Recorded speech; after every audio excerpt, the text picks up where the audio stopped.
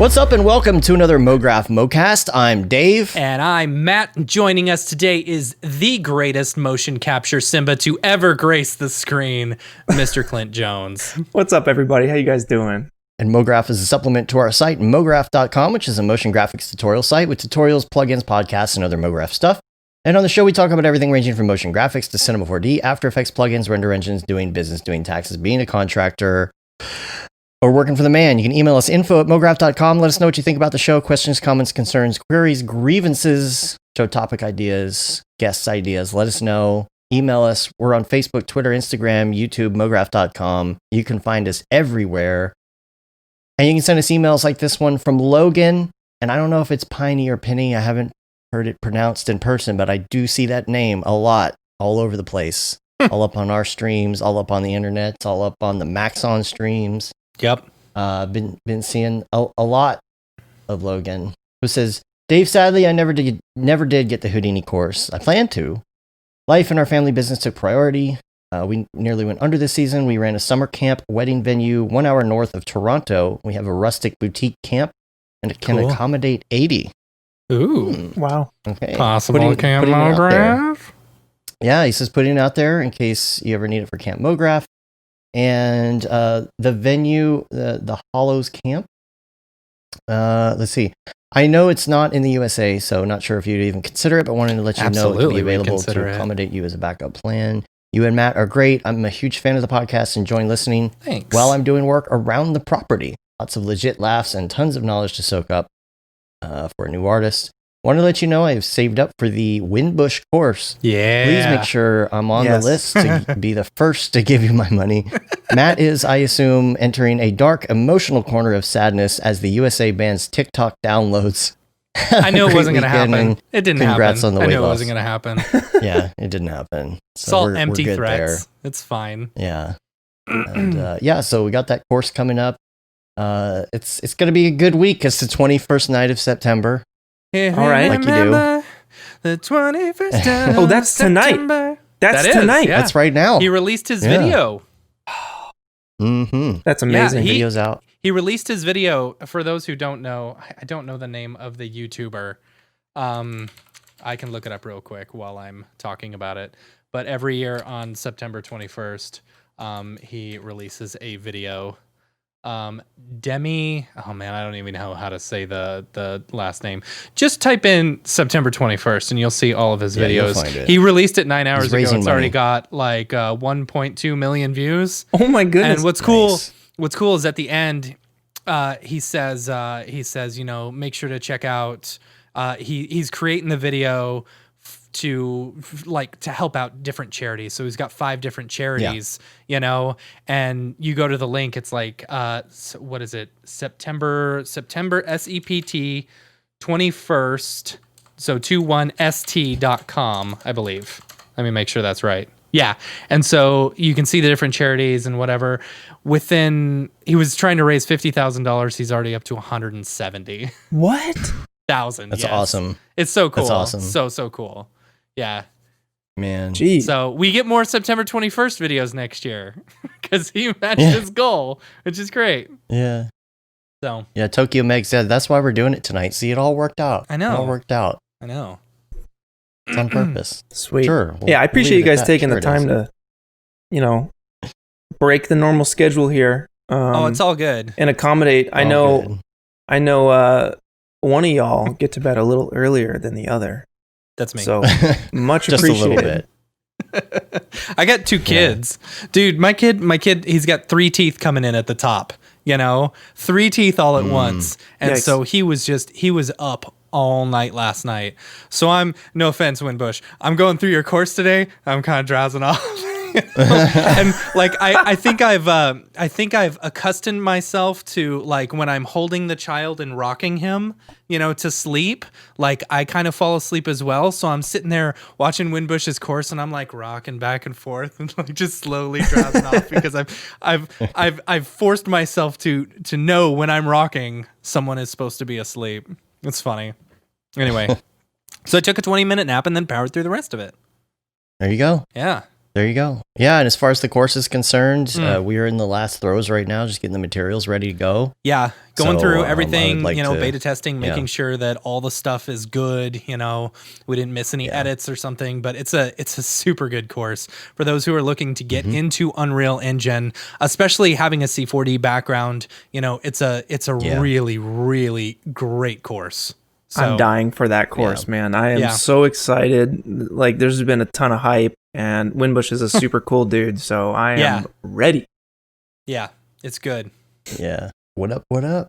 What up? What up? Yeah, and in other news during the week, we got to tell the story about the Threadripper being stolen. Oh gosh. Did we even talk about? That was last week. Huh? That was last week. Yeah.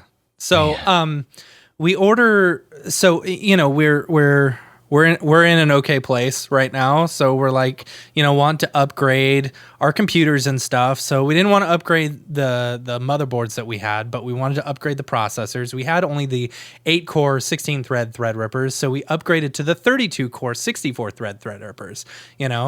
And it's like, okay, cool. We're going to do that. We're going to buy some 3080s and we're going to have massively awesome machines. It's going to be great. So we ordered them from B&H probably like a month ago, and they've been on back order, So I was like, this is so stupid. But it was like $300 cheaper per card or per CPU, so saving $600 was kind of worth it. But I had no idea when it was going to be in stock, so I finally just said, screw it, I'm going to spend the $600. We canceled.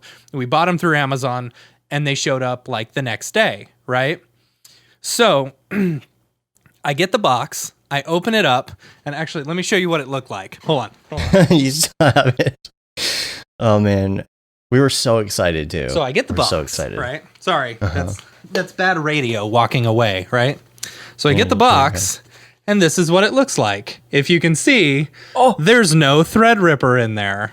Dude, someone punched through the back of it and pulled it out. At least it looks like that. They actually it's got opened a hole, it up. like it's on display. And then they taped it back up. What? They took everything out.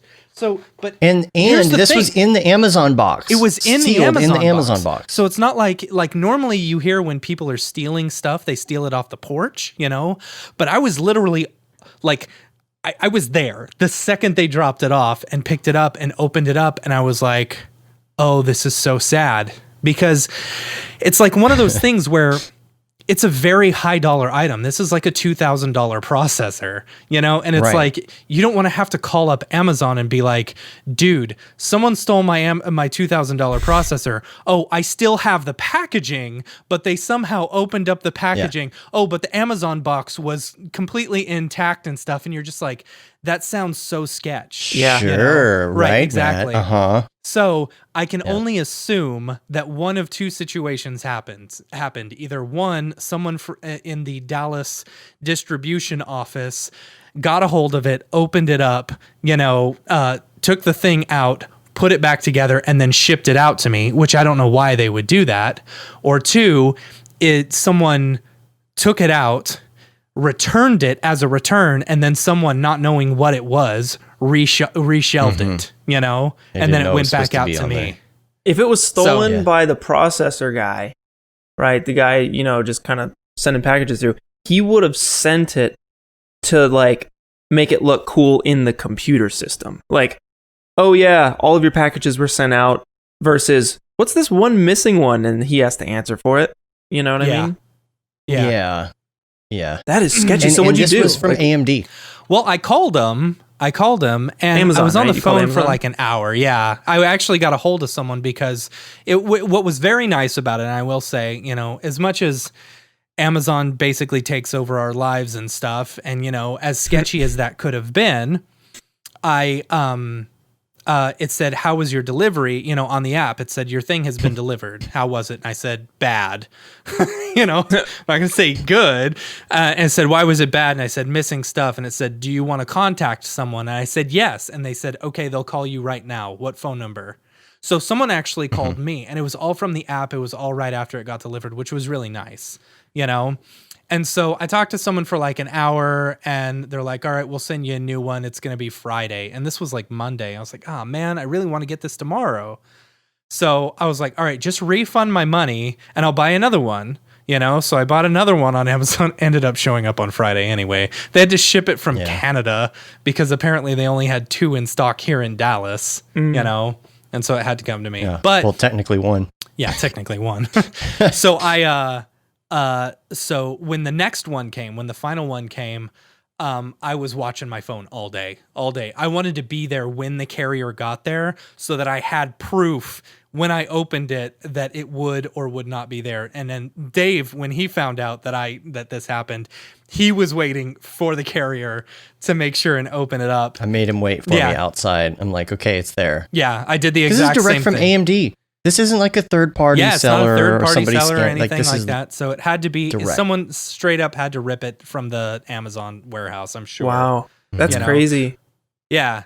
And what's ridiculous is the amount. So my brother used to work there, and he said the amount of like crap that they have to go through just to get into the warehouse and stuff. Like they check your bags, they check all the stuff. I don't know how anyone would be able to get out with one of those unless they stuffed it in their sock or something. I don't know. Yeah. Or if they left it in there, it's like still in the building, and then like they have to go through a really complicated series of tactics to get it out the door. Like, would they send it with the food delivery guy? That's a good one. Yeah, there you go. Or they do a shipment themselves on their lunch break and then intercept the shipment to themselves, Yeah. Like they know what they're going to ship so that they can then just slip it in that box. Oh. That's a good one. Yeah. It's a good one. So along the CPU lines, and I'll make this story short because I want to get to the good stuff here. Swallowed it in a balloon. Yeah. That's good. So I'm like, okay, cool. I'm going to install this. This shouldn't be too hard, right? I just need some thermal paste. I'm going to pop this in there. Everything is going to be fine. Wrong. Quick 15-minute trip. We're in, we're out, we're back. Yeah, yeah, exactly. 15 minutes morning. Yeah. 6 hours later, I had it working. So quote unquote, what happened was quote unquote working. Yeah. So I put it in and it won't post. It won't post at all. I'm like, oh man, what's the deal? And I start looking around and I realize that my motherboard wasn't up to date. You have to do the BIOS update to the motherboard. Okay. Because we were on the original first gen Threadrippers, and then this one is actually one of the second gen Threadrippers. So you had to update the BIOS in order to. You had to actually update the BIOS twice because there was a bridge in between. But it has a button on the back where you can update it. I'm like, no problem. But it says only install this version if your version was such and such from way back in the day. If it's way back there, then you need to upgrade it twice. Yeah. Well, how do you find out what version of the BIOS you have? You have to have the computer post. But to have the computer post, I have to have my old CPU in. So I'm like, okay, well, I'm out of thermal paste because I had like this much thermal paste and it was just enough. And I'm like, I can't go back now. So how am I going to get thermal paste? And I had all this work to do. I'm like, why did I do this? I screwed myself. I don't know. And so I'm like, all right, how am I going to get thermal paste at 6 o'clock at night? Best Buy just closed. And it's COVID, right? Yeah. So maybe you could get it the next day. Maybe you have to have it shipped. It could take 2 or 3 days to get thermal paste right now. And I'm like, man, I have pushed myself into this corner. And you have work to do. And I have work to do and things to get done. So, I'm thinking, okay, well, my dad's down the street he has a computer company, but he doesn't do a lot of custom builds anymore. And he's like, oh, maybe I have some. And I go over there.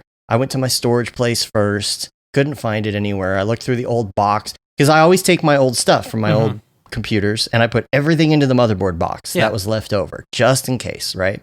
And usually that's thermal paste as well. Nothing in storage. Go over to his place. I found my Beeple that Winkleman sent me. So I got my Beeple sitting here on the thing now. That's mine on my 3D printer somewhere over there. And then my dad didn't have any thermal paste. I'm like, dang it. I don't know how I'm going to do this. It's getting later and later. You got to just super glue it. Yeah, I know, right? So I'm like, all right, here's what I'm going to do. I'm going to go back to storage because the computer that I previously built, my first build, is now a render machine. I swear I had a big thing of thermal paste in there, but I've been through like 2 moves since then, a divorce. Like this is like 4 years ago, right? And so I'm looking around in storage. I'm going through all of this stuff And like, I'm getting super upset and I have my headphones on. And for some reason, the iTunes was playing random music in my car, and it's playing like sad Michael Jackson music. And I'm going through these old boxes, and I found my daughter's old Halloween costume I made her, and I'm like crying. And what is wrong with me? And I'm like, and I go to the back, and I'm like, everything sucks. And I'm like, I guess I'm done. I guess I'm not getting any work done tonight. And I look down, and I see my old, in the very, very back corner, dude. I have climbed on top of everything. There's old couches and boxes and things. I'm just like stuck in the back corner and mattresses everywhere. And I'm standing on my old Mac Pro 2010 or no, 2008, whatever it was. And there's an old power supply on it. And I look down and there's a box, and it's a motherboard box. And I'm like, no way. And I open it up, and there is like, the thermal paste in the back. Oh my God. And I come back and I set it up, and I went through all that. Now I'm having BIOS USB power issues and all sorts of stuff, but I got it working. Mm-hmm. I got it working.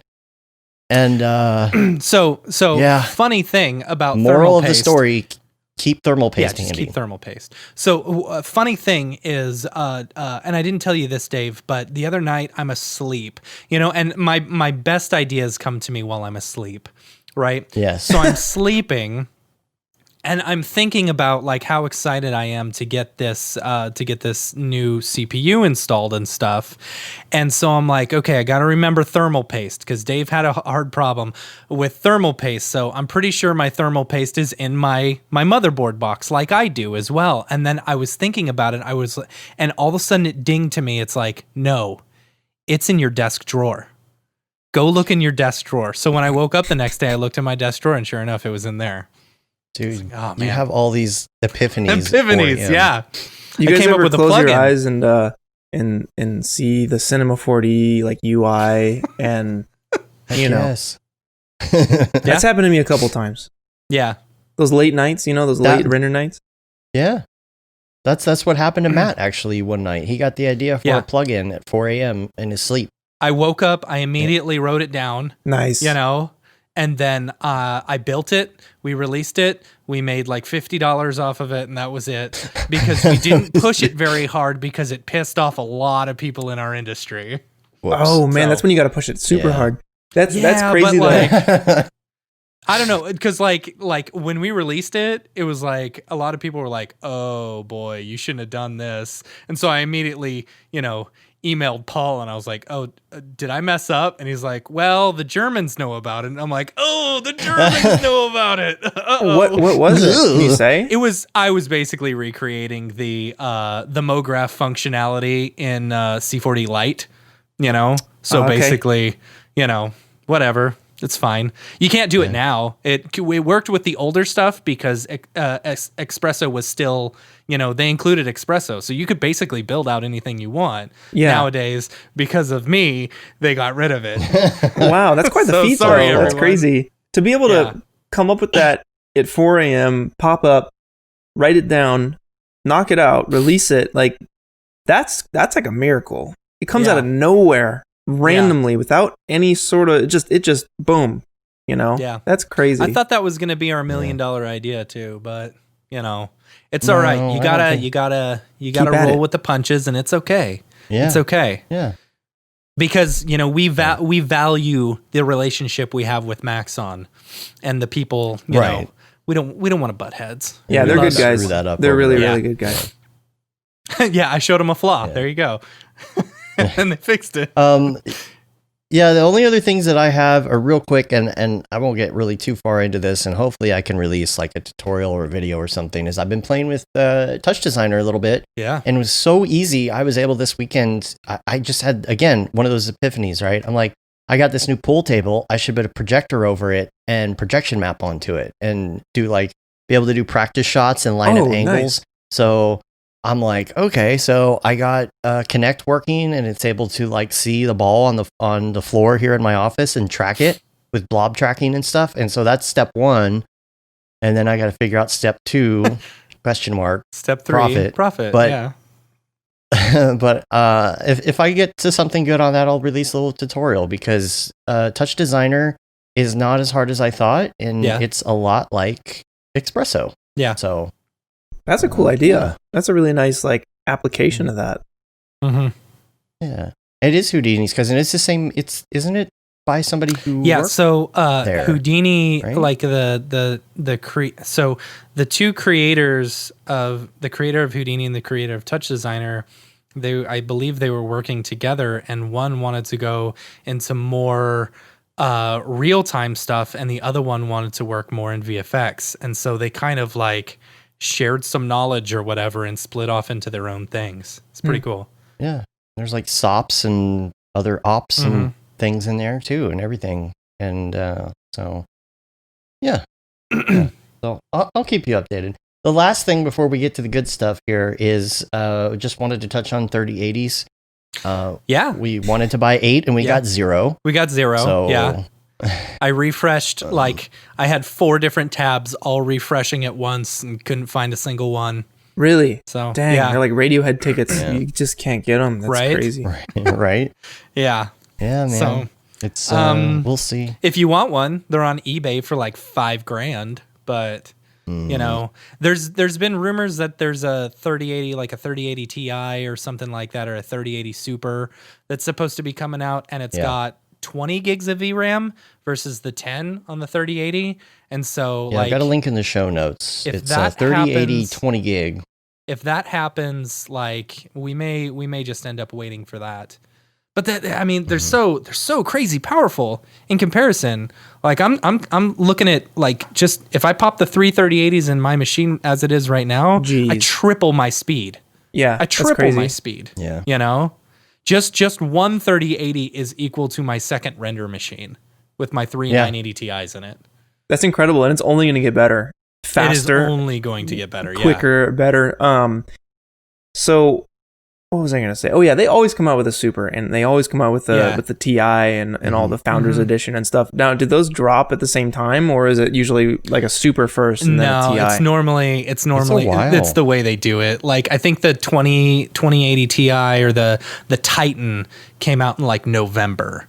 So you're looking at probably the next 2 months, you know, that's when the next ones are going to come out. I've heard rumors that they're waiting until AMD releases their announcement on their big Navi cards or whatever, you know, and then the next day they'll drop theirs and they'll be like, see ya, you know, whatever. That's crazy.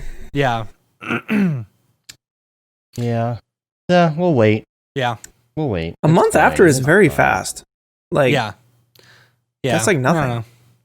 There he is. There's Aryev's here. David, Octane Jesus, dude, I learned so much from this dude. So much, man. Such a good dude. Heck yeah. Yeah, he is.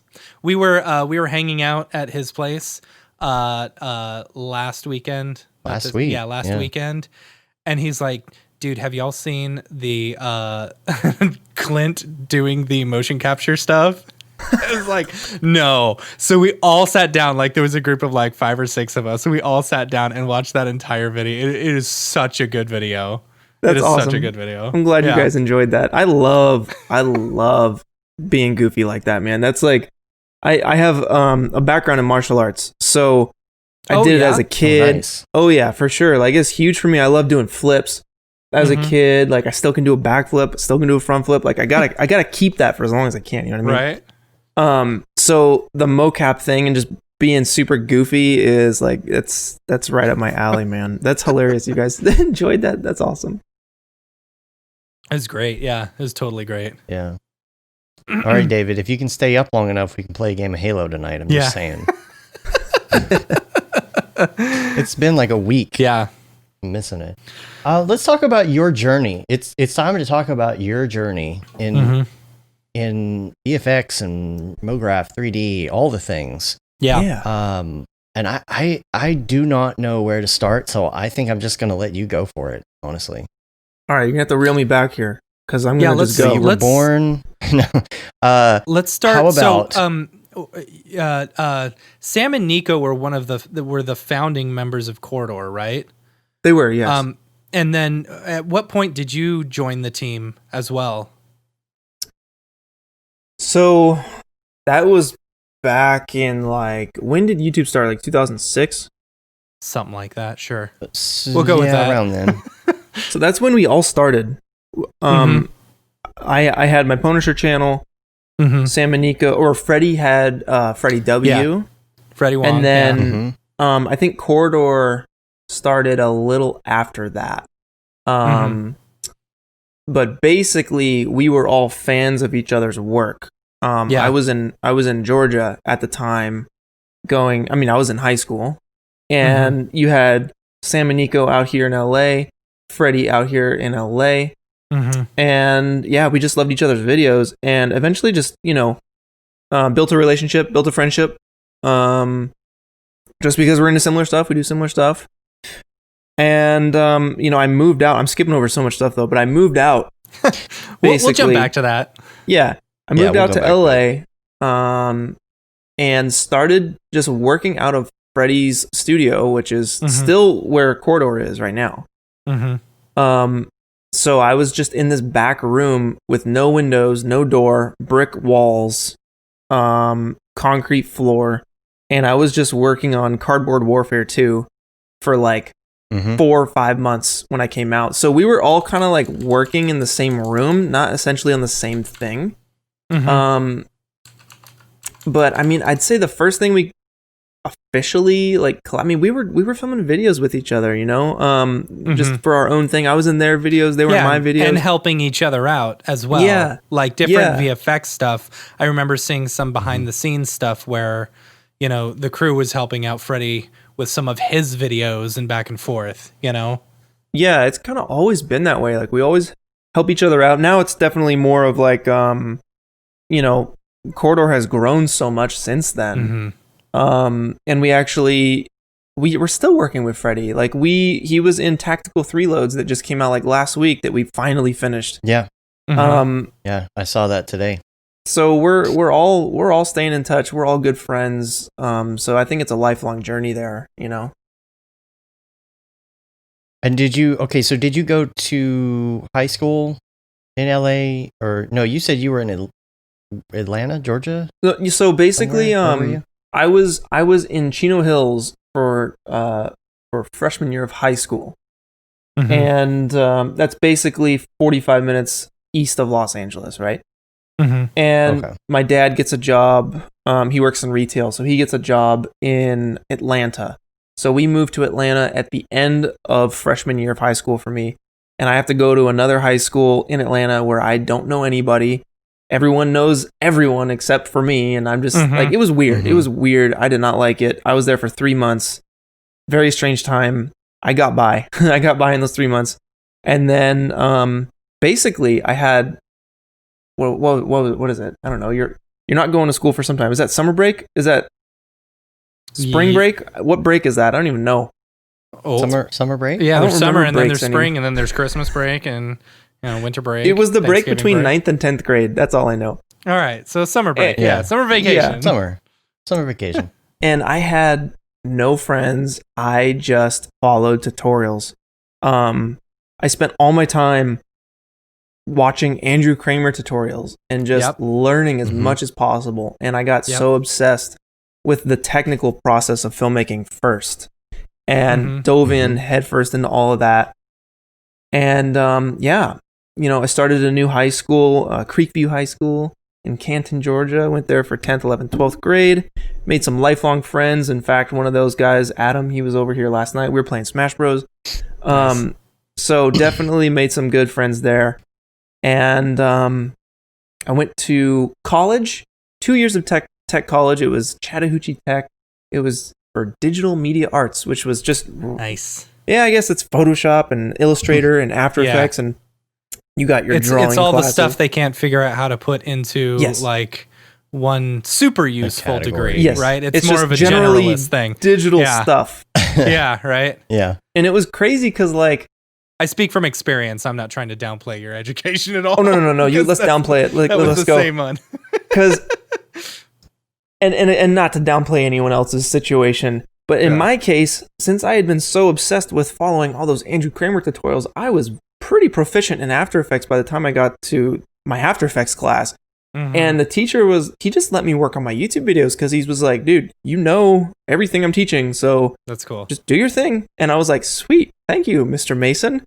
And if it wasn't for that teacher, Mr. Mason, I would not probably, I mean, I don't know about that, but my dad would not let me drop out of college. He said, I'll let you pursue whatever you want. You just need to get your degree just in case. Yeah. And you know, I fought it, but I wasn't like, screw you, Dad. I was like, okay, I get it. But I was persistent, and I talked to Mr. Mason, and he said, hey, look, if you have an opportunity to move out to LA before you graduate, which is the whole reason we're trying to get a degree here, is to go out to LA to get a job. Yeah. Then go.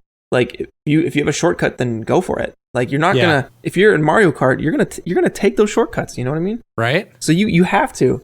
You don't have to, but it just made sense for me at the time, right? And I told that to my dad, and Mr. Mason explained that to my dad, and my dad was like, you know what? Okay. And he let me do it. And he was like, you have my approval. You can move out to California. So I just packed up my car and like came out here. It was probably when it was 2011. I came back out to LA. Wow. Quite the journey. It's almost been 10 years. And so like, you know, the big ones here, Cardboard Warfare. I mean, it's got like 16 million views right now, you know, on your channel.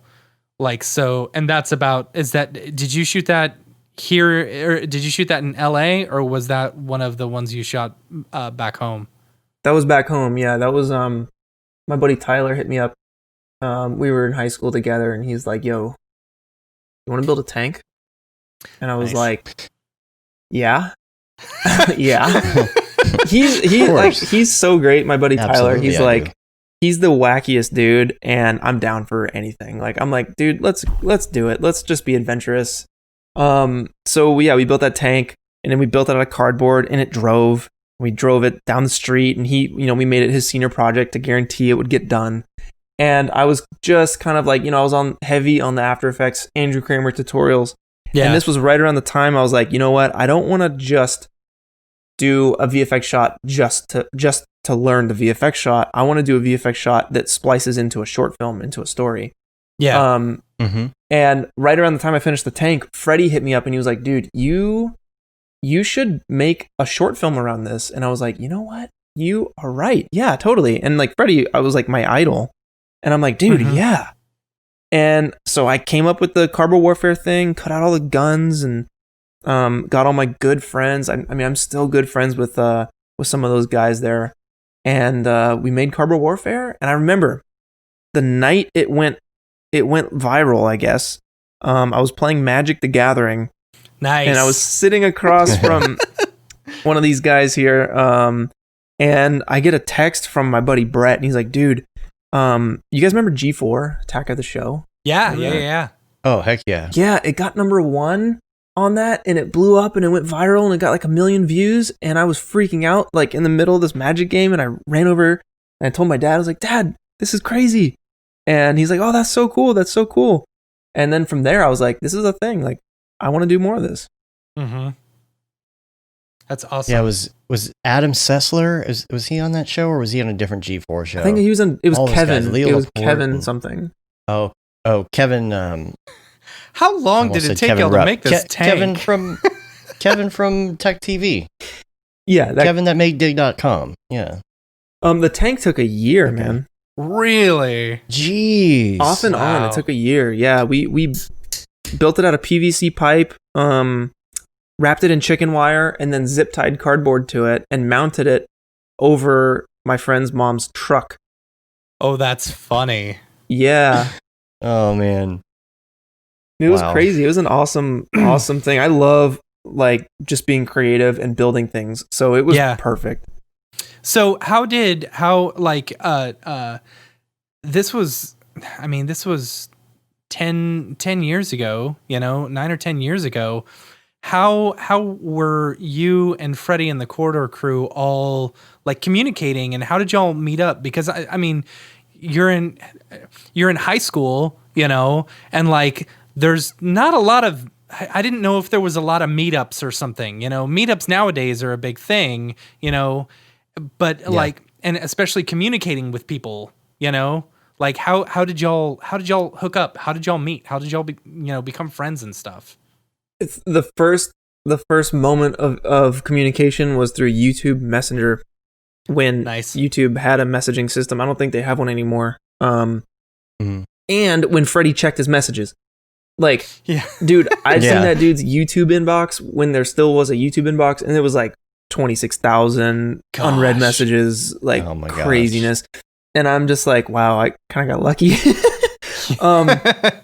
So we were messaging back and forth through there, and then occasionally we would hop onto Skype and have these. I would have a question for him, like, "Hey, dude, I have a VFX question. Can you help me with something?" And he would hop on with me and be like, "Yes, let me help you solve this Buju tracking thing." And good old same Buju. Same for Sam and Nico. Like, they'd help me solve the jankiness of, like, you know, Buju. It was usually with Buju. I was like, how just as an aside, putting 3D models, like realistic 3D models, into my live action footage realistically and you know perfectly tracked and everything, that was the biggest roadblock for me for so long. So like they kind of helped me like figure out that mystery zone, right? That was a weird kind of mystery for me. But so it was through that, you know, it was through Skype, just asking questions. And then I was posting a lot of content that I guess they liked. And I said, "Hey, I'm coming out for Comic-Con or something. Are you guys around or something?" "Yeah, come stay with us. Come stay with us for a week." So I crashed with them for a week, and we just played Minecraft like for every day. We just played Minecraft, and that's when I met like Brandon and Jimmy, and you know, basically everybody who worked out of that space. And me and Jimmy hit it off immediately. We stayed up all night digging this upside down, or basically a hole. We just dug a hole in Minecraft, and it was all symmetrical and huge. They're like, "What are you guys doing?" Like, "Dude, we're just digging this hole, man." And we're having a blast. So that was kind of the connection there. I just came out, and they had me over for a week, and then from there, like, the connection was made, right? So Freddie was like, "Yo, you should come out, man. You should just move out here, drop out of college, move out here." And I was like, "Oh, okay, I'll try, I guess." Yeah, I guess the rest is history. It kind of went from there. Yeah. That's awesome. And so what was the first thing you collaboratively worked on then?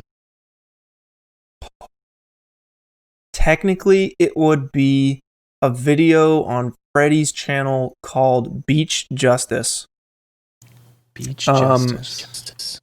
He came out, he was doing this like road trip around the country, and he came around to Atlanta, and he hooked up with myself and my best friend Brett, and we filmed Beach Justice together. It's just a ridiculous little short where Freddie takes the shot of his life to kill the drug dealer, who is my friend Brett, and he's just running, and he's running, and he's running a mile, and he's just lining up this shot, and somehow he shoots him. So it's just super goofy kind of a thing. And then man, since then I was like in little tiny tutorials that Sam and Nico were doing. We did Milkman. We did with Freddie. We did what is it? Oh, what is it? We did like, we put together all these like little fight scenes and stuff out on the street, and then we did one in an airplane.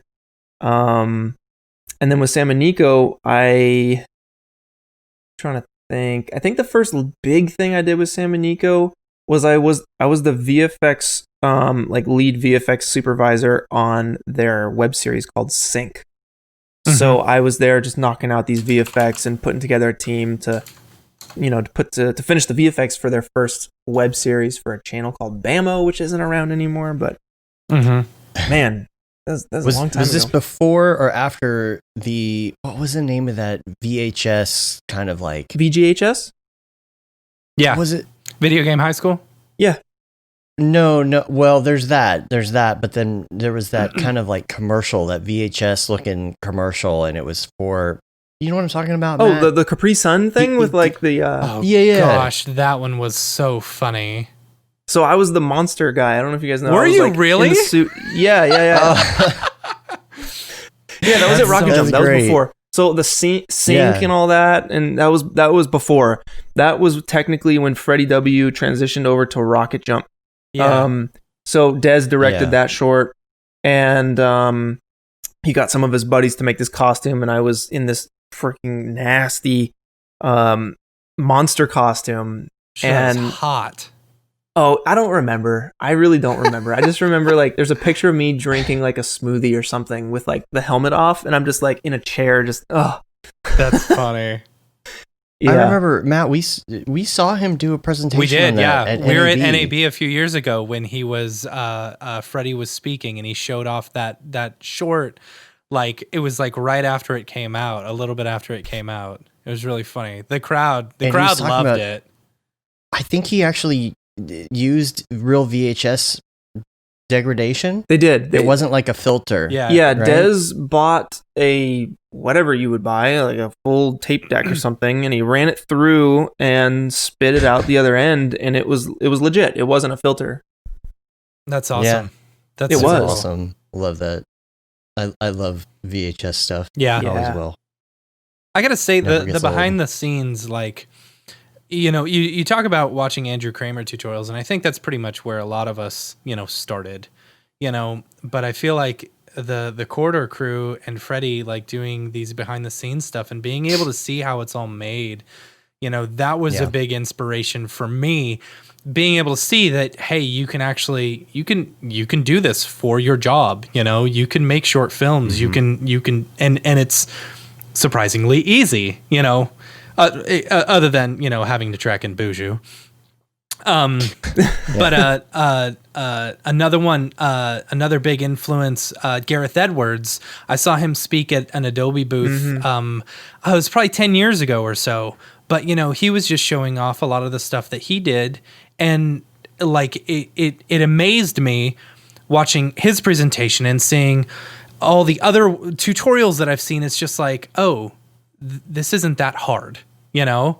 Like, yeah, you can. I mean, but it is hard. It is hard. It does yes. take a lot of discipline and perseverance. I didn't mean to.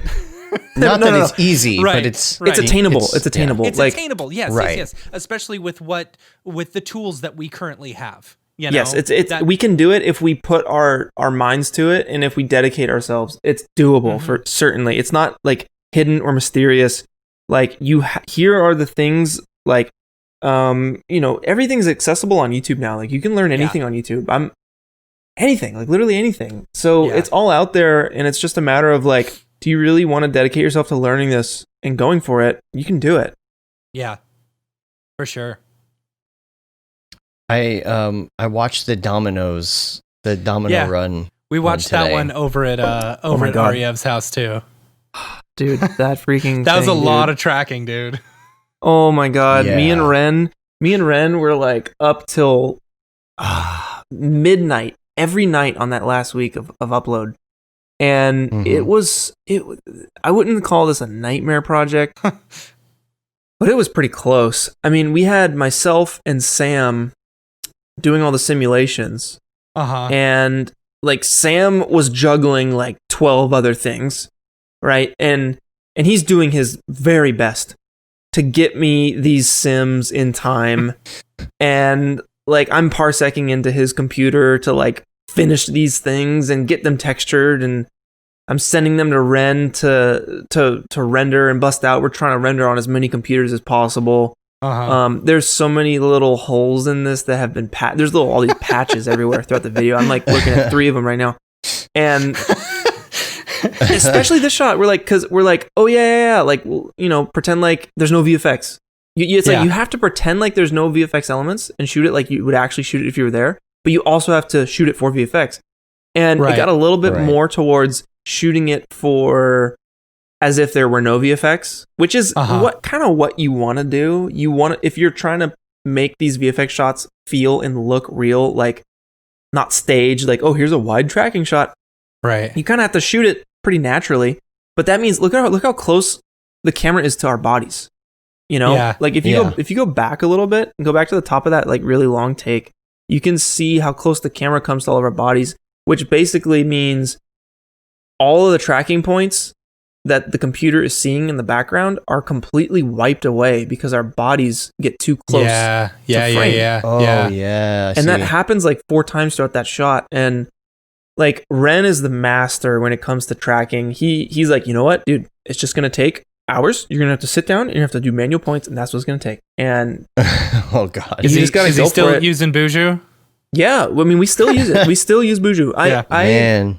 Personally, I use a mixture of a lot of different things. I'll go between. Honestly, I'll start with After Effects Tracker. I'll always start with After Effects Tracker. Yep. Just default. All right. If that doesn't work, maybe I'll mask out the moving objects in the foreground. Try again. Check the advanced box. That didn't work. Okay. Assess. Do I add in more info, like the horizontal field of view option? Do I figure that out? Okay. Nah. I'll just do it in Buju. Buju doesn't work for whatever reason. It's easier in C4D. I'll just go to C4D and do it there. And it's just kind of like a balance of like, okay, what do I think? Yeah. What tool will best solve this problem in front of me? And I like having 3 options versus just, I'm just, one tracker and I'm sticking to that one. Have y'all tried PF Track at all? Yeah. No, but I am always trying to learn new stuff. So I'm open. I've heard the one time I used it worked really well. But I have found that I haven't used it in years, but when I did, Buju was actually really good.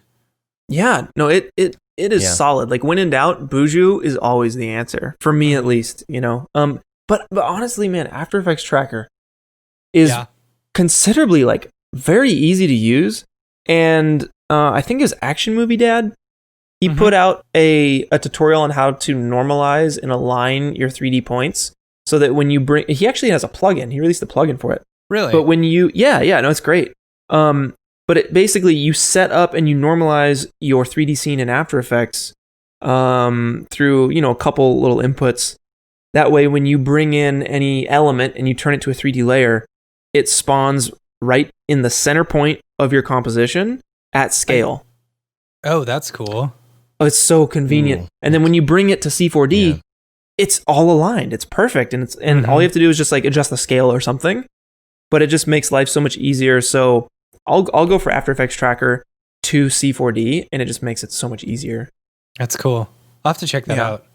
Are we having him on the show? We need to have him on the show. Yeah. We need to talk to him about that. Yeah. Yeah. We need to figure that out. And, but I'm a big PF Track person. But you're right. Like there's sometimes it's just like, okay, you have one particular issue and that one of like 4 trackers is going to have a better time with something. And it's just good to have all that around. Yeah. Yeah.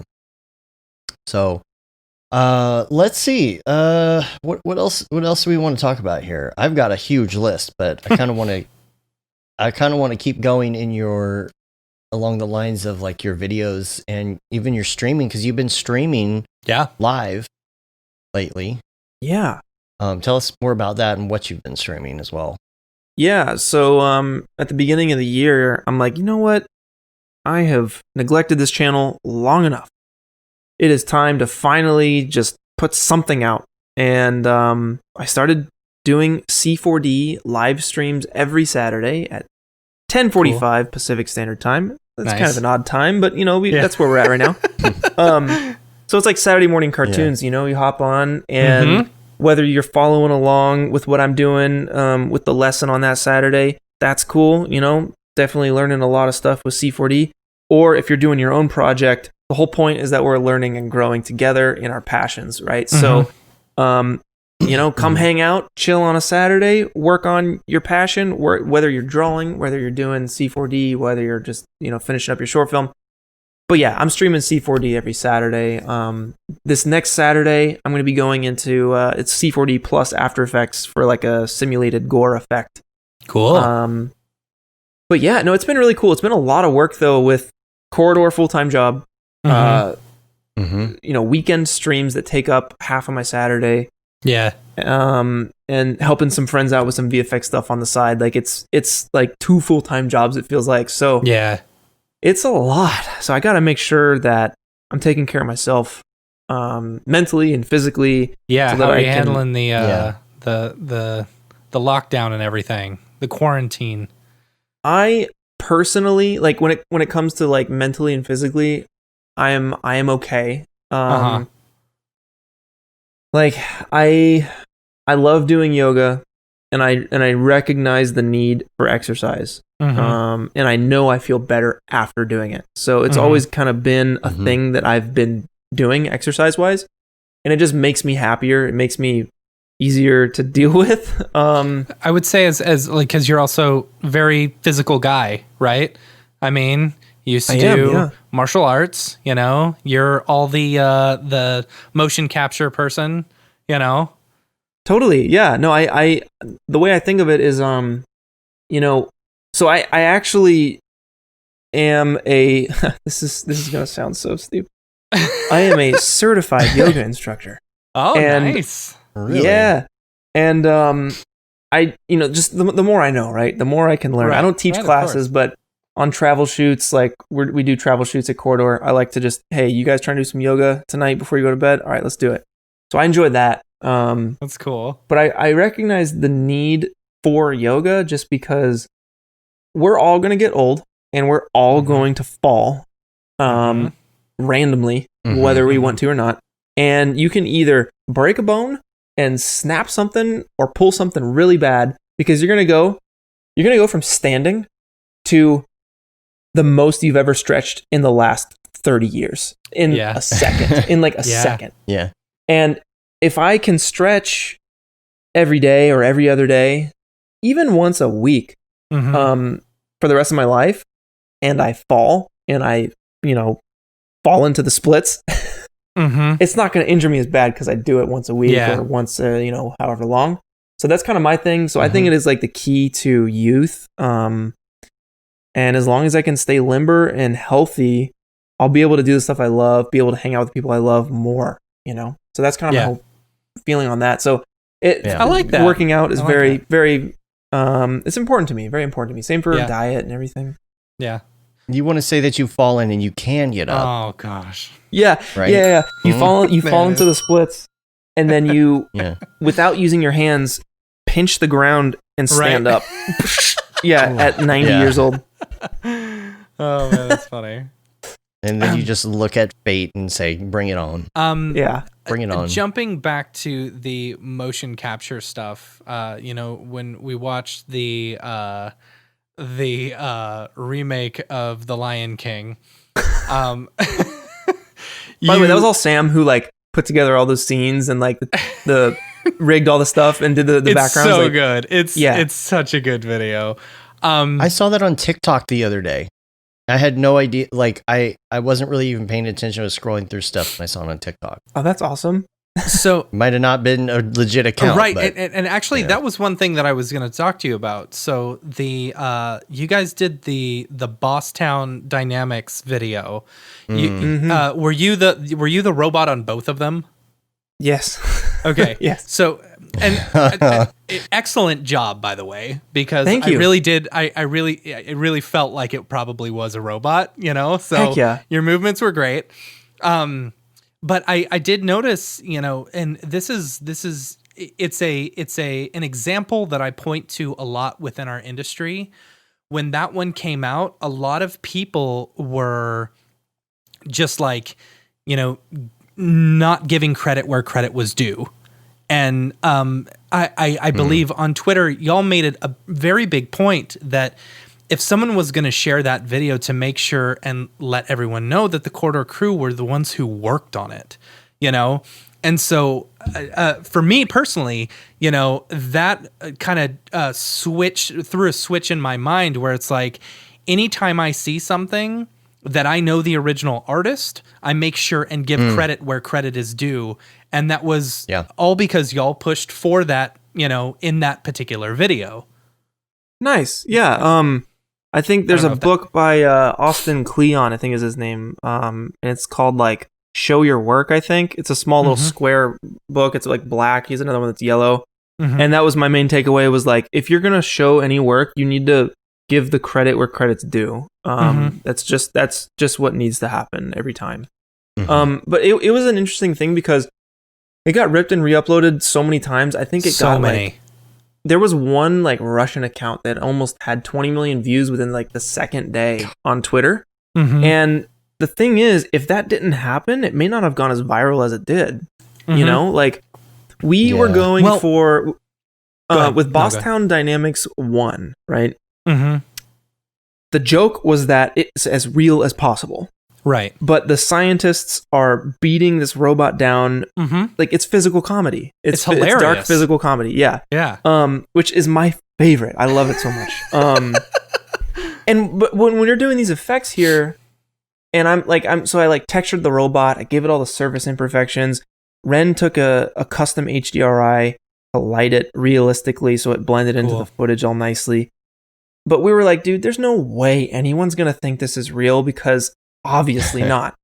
But when we posted it, people were like, oh my God, this is real. And we were like, yeah, this is hilarious. Like, that's like the best thing that you could get as a VFX artist when people actually think it's real. Yeah. And that was a fun week at Corridor. Because we were just blown away at everyone's perception and takeaway from that video. But yeah, if it wasn't for all the reposts and re-uploads from these janky, accounts, it probably wouldn't have gone as viral as it did. So we kind of owe a little bit to that. Yeah. It's such a hard metric. Yeah. It's like you're it is. It's about it's tough. And I think we did a better job on the second one, Yeah. I did enjoy the second one with the guns and stuff like that. I thought that was pretty good. That was pretty good. Yeah, that was a fun one. I felt like the first one, I don't know, the first one to me seemed like it could have been, just a lab somewhere where people are shooting on their phone and like showing off and stuff like that. It felt super, super organic, and so like I loved. I'm pretty sure I actually saw it on Reddit first, as like they're punishing robots or something, or this is what's going to cause the robot uprising, something like that before I actually saw it on y'all's account, No, that's funny. That is funny. Like so many times, like people told me like, oh, that was you? That was fake? I'm like, yeah, totally. No, in that week we released Bosstown 2. We tricked Joe Rogan, which was the best. That was amazing because I listened to his podcast a whole lot. That was awesome. And then Hideo Kojima, who made Metal Gear Solid, he shouted it out, and I was like, oh my God. And then Neil Blomkamp shouted it out too, and I was just like, dude, the trifecta, this is awesome. It was so cool. It was such an exciting week. But yeah, the more people that thought it was real, it definitely felt good. But it was also kind of funny and also sad at the same time. Yeah. That's funny. I don't remember where it was, but I remember Ren talking about he entered the Matrix. Yeah, Dave, you're super jittery. You're in now. the Matrix, man. Yeah, I'm jittery. Like you froze for a little bit before. Yeah, the internet kind of acted a little janky. Hopefully, I come back. Okay. Is it like completely hard to understand me right now? We can't even understand you. Yeah. Okay, like, what would he look like if he sounded like that? Oh, that's an interesting thought. How's that? Do I sound better now? I mean, you sound like you're working on your webcam. Yeah. I'm on my webcam for you. I don't think the stream can even hear that. It's something that Skype does. Really? So it's something Skype does. Yeah. So do I sound okay on the stream? Everybody? You're okay. You're a little distant. Well, yeah, but that's just to you. That's not to the stream. That's what I'm saying. Not to the stream? That's what I'm saying. Okay. Yeah. Then we're good. We're good. Yeah, we're chilling. Yeah. Yeah. Yeah, so you'll hear me on the webcam. It's been doing this every once in a while, and I can't figure it out. Probably something to do with my USB and my new CPU, right? It did it last week too, but whatever. All right. Yeah. What were we talking about? Bosstown Dynamics.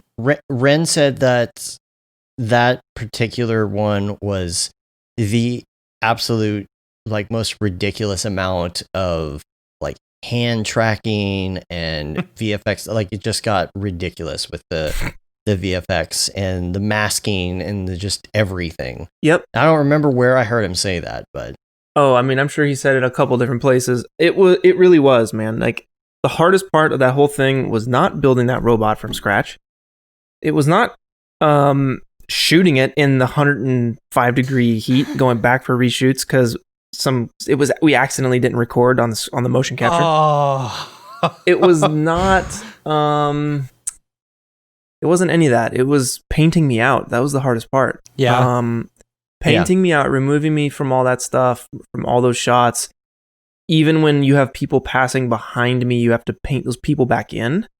So any moving elements, any moving elements that go behind me have to be painted back in, moving and looking correct. Even dust, even smoke, like all that stuff. It was bad.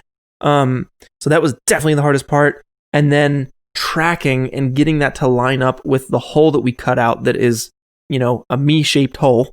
You have to fill that back in with a perfect track, right? So we had different methods. Sam actually just did a 3D track and pasted in a static background at times. Oh, cool. And then me and Ren were using the content aware fill tool in After Effects for certain moments. So it was a combination of those two different methods. And the hardest shot for me, man, was the shot where I'm shooting the dummies and going through, like, I go underneath a caution tape thing that Jake pulls out, and I'm shooting all these different dummies. Like, painting in the background for all that was ridiculous, because there were so many different moving parts, moving shadows, right? I had to paint in the moving shadows, and jeez, shadows are the worst. It's bad. Like, it's bad. It was kind of a situation though where, like, with the first one, the shadows were very soft, which they're elusive. They're sneaky. If you don't get a perfect paint over of that shadow, or if you don't remove the whole shadow or cut it off, like right where the shoe meets the ground, you're gonna tell. But with a hard shadow, it's easier and it's harder. It's easier because, like, you can clearly see what needs to be fixed, and it's harder because it's very specific what needs to be fixed. Yeah. And it's so very you're prominent. You're doing all this stuff in just After Effects C4D. Yep. And maybe a little Buju if we need it, but I think Sam was tracking in After Effects, I think. I can't remember. He's probably going back and forth, but yeah, it was just C4D. I modeled and textured those robots in C4D, and then After Effects to comp. Yeah, that was it. I feel your pain on that. I've done quite a bit of, the repainting over in VFX stuff. There's a YouTuber named David Lopez. He was big on Vine for when Vine was around, and we've done a few jobs for him, specifically one where we had to take his face and put it on a kid's body, and lots of movement. You got to paint out all the backgrounds, and it takes time. It takes a lot of time, and being able to use some of those special tricks, like, just tracking in a still image in the background, it cleans up stuff really quickly. Yeah, we talked to one of the VFX artists on Chappie, and he said, "Yep, that's pretty much it. We spent, I think, they said that they spent 2 months on a shot. Wow, 3 months. I think it was the one artist said, yeah, I worked on like 3 or 4 shots in that movie, just because there's so many shots in Chappie where you're, you're basically painting out. What's that actor's name? I don't remember. The guy who was in District 9. They're painting him out. And he's not even, they said he didn't even have tracking markers on him. Or he didn't have motion capture. There's no motion capture. It was just the gray suit. And they were hand animating the robot based off of his reference, off of his footage. So they were in the same boat. And I was like, man, even the pros are doing this. That is ridiculous. Yeah. That's nice to be able to have like a real world reference to talk to, especially because it's a movie about a robot, so like totally, and it kind of gives you like a sense of pride that you're doing it the right way, I guess. The right way. Yeah, we're not using nuke way, right? Yeah, quote unquote. Yeah, and your other streams, I did see you did like a 4.5 hour stream on looping. Yeah. In Cinema 4D, like, was that last week or something like that, right? Yeah. I didn't get to watch it, but I saw that was on there. Is that kind of like the whole Shapiro? Gavin Shapiro. Yes. Gavin Shapiro. Yes. Yeah. I watched some of his tutorials. So basically the background for that. So yeah, last week I did a looping animation in C4D tutorial. Is called my first looping animation in C4D. And at Corridor, we were challenged, myself, Ren, and Peter, all to make a satisfying looping animation, like the Wanderstedt guy. Yeah. Oh yeah. Or like Shapiro as well, and it was I watched a couple of his tutorials. I watched his Maxon tutorial, the hour-long one. It was really, really good, very intricate. I learned a lot from that, so I utilized all that, and I do a stream every single Saturday. So that was the thing I was working on. So I was like, okay, let's do this. And I actually posted some of I run a Discord server for those streams, and there's actually a big group of people, a big community of people that join every single week. And so I'm posting all the references and all the tutorials that I'm following for the stream. That's cool. There, right? And then we also do these weekly challenges. Every single week there's a challenge, a prompt. It's kind of like Inktober if you're into drawing. Yeah. But for rendering, so I do one every single week and announce the winners on the stream and select the new prompt at the end of that stream. But yeah, last Saturday was the looping animation, which was tough, very difficult. Yeah, a whole different style of rendering, Yeah, it's almost like you have to plan far ahead if you're wanting to make a mathematician. Yeah, right. Fibonacci sequences and stuff, right? Yeah, lots of reference and lots of pre-planning, certainly, of what I wanted to do and what I wanted to accomplish versus just jumping in and randomly doing stuff. Jumping over to the C4D side, I know I know Ren in particular was a big Max guy for a while. I remember we were at NAB. It was the first time we met Ren, and we convinced him to move over to C4D. That's awesome. And I don't know if that's the way it was at not just us. I think it was just the whole community of C4D people around him, like Ariev and everybody. Just come on, come on, everybody's doing it. So I don't. Had you always been in C4D? Was that one of your starters? Because if you look at some of the earlier tutorials, you're showing off some C4D stuff as well. I didn't know if you had started there or whether you started somewhere else in 3D and just moved into it. That was my first big one. Was C4D R10. Wow. And I was on Wings 3D. Was the first 3D thing I ever jumped into when I was like, in high school. At lunch, I would go to the library and just mess around in Wings 3D and create stuff. Like Legos basically. And but yeah, C4D R10 was the first big 3D software that I hopped into. And I was doing tutorials on, what is it, cgtuts.com way back in the day. Yeah. And, I got to the point where I was like, dang, all the good stuff is for 3ds Max. All the good tutorials are for 3ds Max. And Sam and Nico were using 3ds Max. So was Freddie and Brandon. So I was like, I'm going to switch. I basically just I think it comes down to like, what program should I use? What program should I use? If you have a whole bunch of friends and a community of people using a certain program, like probably not a bad idea to use that program. At least in my experience. If you're solo, like if you're just running solo, like Blender is obviously a great option because it's free and it's like you can just jump in and there's a big community. But for me, I kind of would just move between the programs that all the different creatives around me were using. So I started C4D, switched to 3ds Max, was in there for about 6 years, learned a lot from Sam and Nico and Brandon. And then, when Ren came back from NAB, I think it was, he was like, dude, it's about C4D. And then Paul hooked everybody up with C4D at Corridor. Nice. That's smart. And they converted Good us, job. dude. Good job, Mr. Worldwide. Mr. Worldwide. He's awesome. So nice. And dude, just everybody over there, like Matthias, and Rick, they're all great. But yeah, I got back in R18. I don't know. I've been in for almost 3 years now, back in. And I love it. It's like a playground, happy playground. The UI is great. It's just I want to create stuff. Yeah.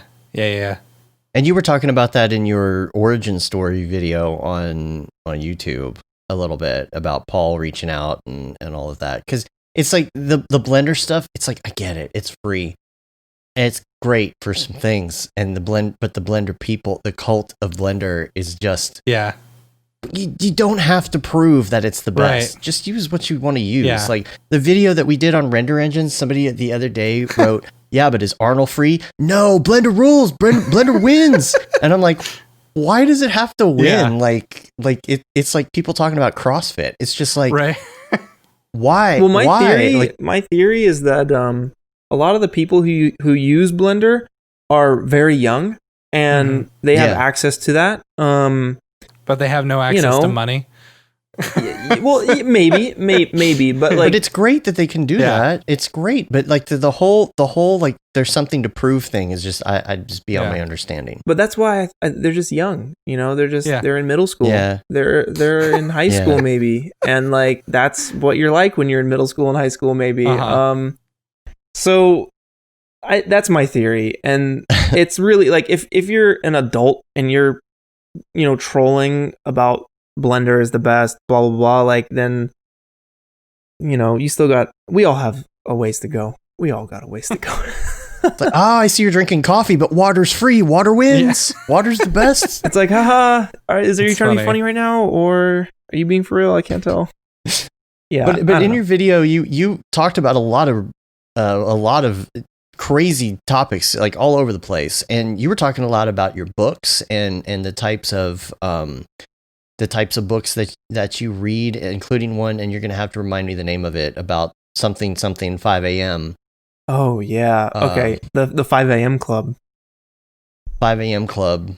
Yes. Are you getting up at 5 a.m.? So I shifted it, right, a little bit. So it's technically the 6 a.m. club. So I'm getting up at 5:45.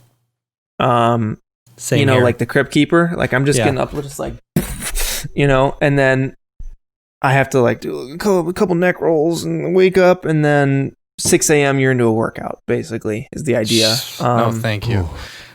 Man. It's intense. It's super intense, but like, yeah, so I'm really into self-help books, and I'm really into just learning and being the best version of myself that I can be. I find it very satisfying. I love a good challenge. And again, martial arts background. It's like, you got to work hard. You have to be disciplined. And I truly feel that patience and discipline is something that we're going to lose as we go forward into the future here rapidly. Mm-hmm. And I need to hang on to those things. I have to hang on to those things. And I know that the hard work will pay off. And the 5 a.m. Club book just basically talks about if you're talking about like video games, right? You want to put skill points in the right areas, and you want to make sure you're putting skill points into certain specific areas that that get you the furthest. So it's going to be physical health, mental health. They break it down. Yeah, was it health set, soul set, heart set, and mindset. And the first 20 minutes, you're into a workout to wake you up, like a sweat. You got to get a sweat going. Mm-hmm. The second 20 minutes of that first hour of your morning is spent either planning your day out, journaling, or meditating, or something like that. And then the last 20 minutes is spent learning. So if you can do... You don't have kids, do you? Not yet. Sorry, go ahead. No. It makes sense. I think I'll get to the point. I definitely want to have kids. I think it's going to be awesome to be a dad. I'm very excited about that. Not yet, though. Not anytime soon. Yeah.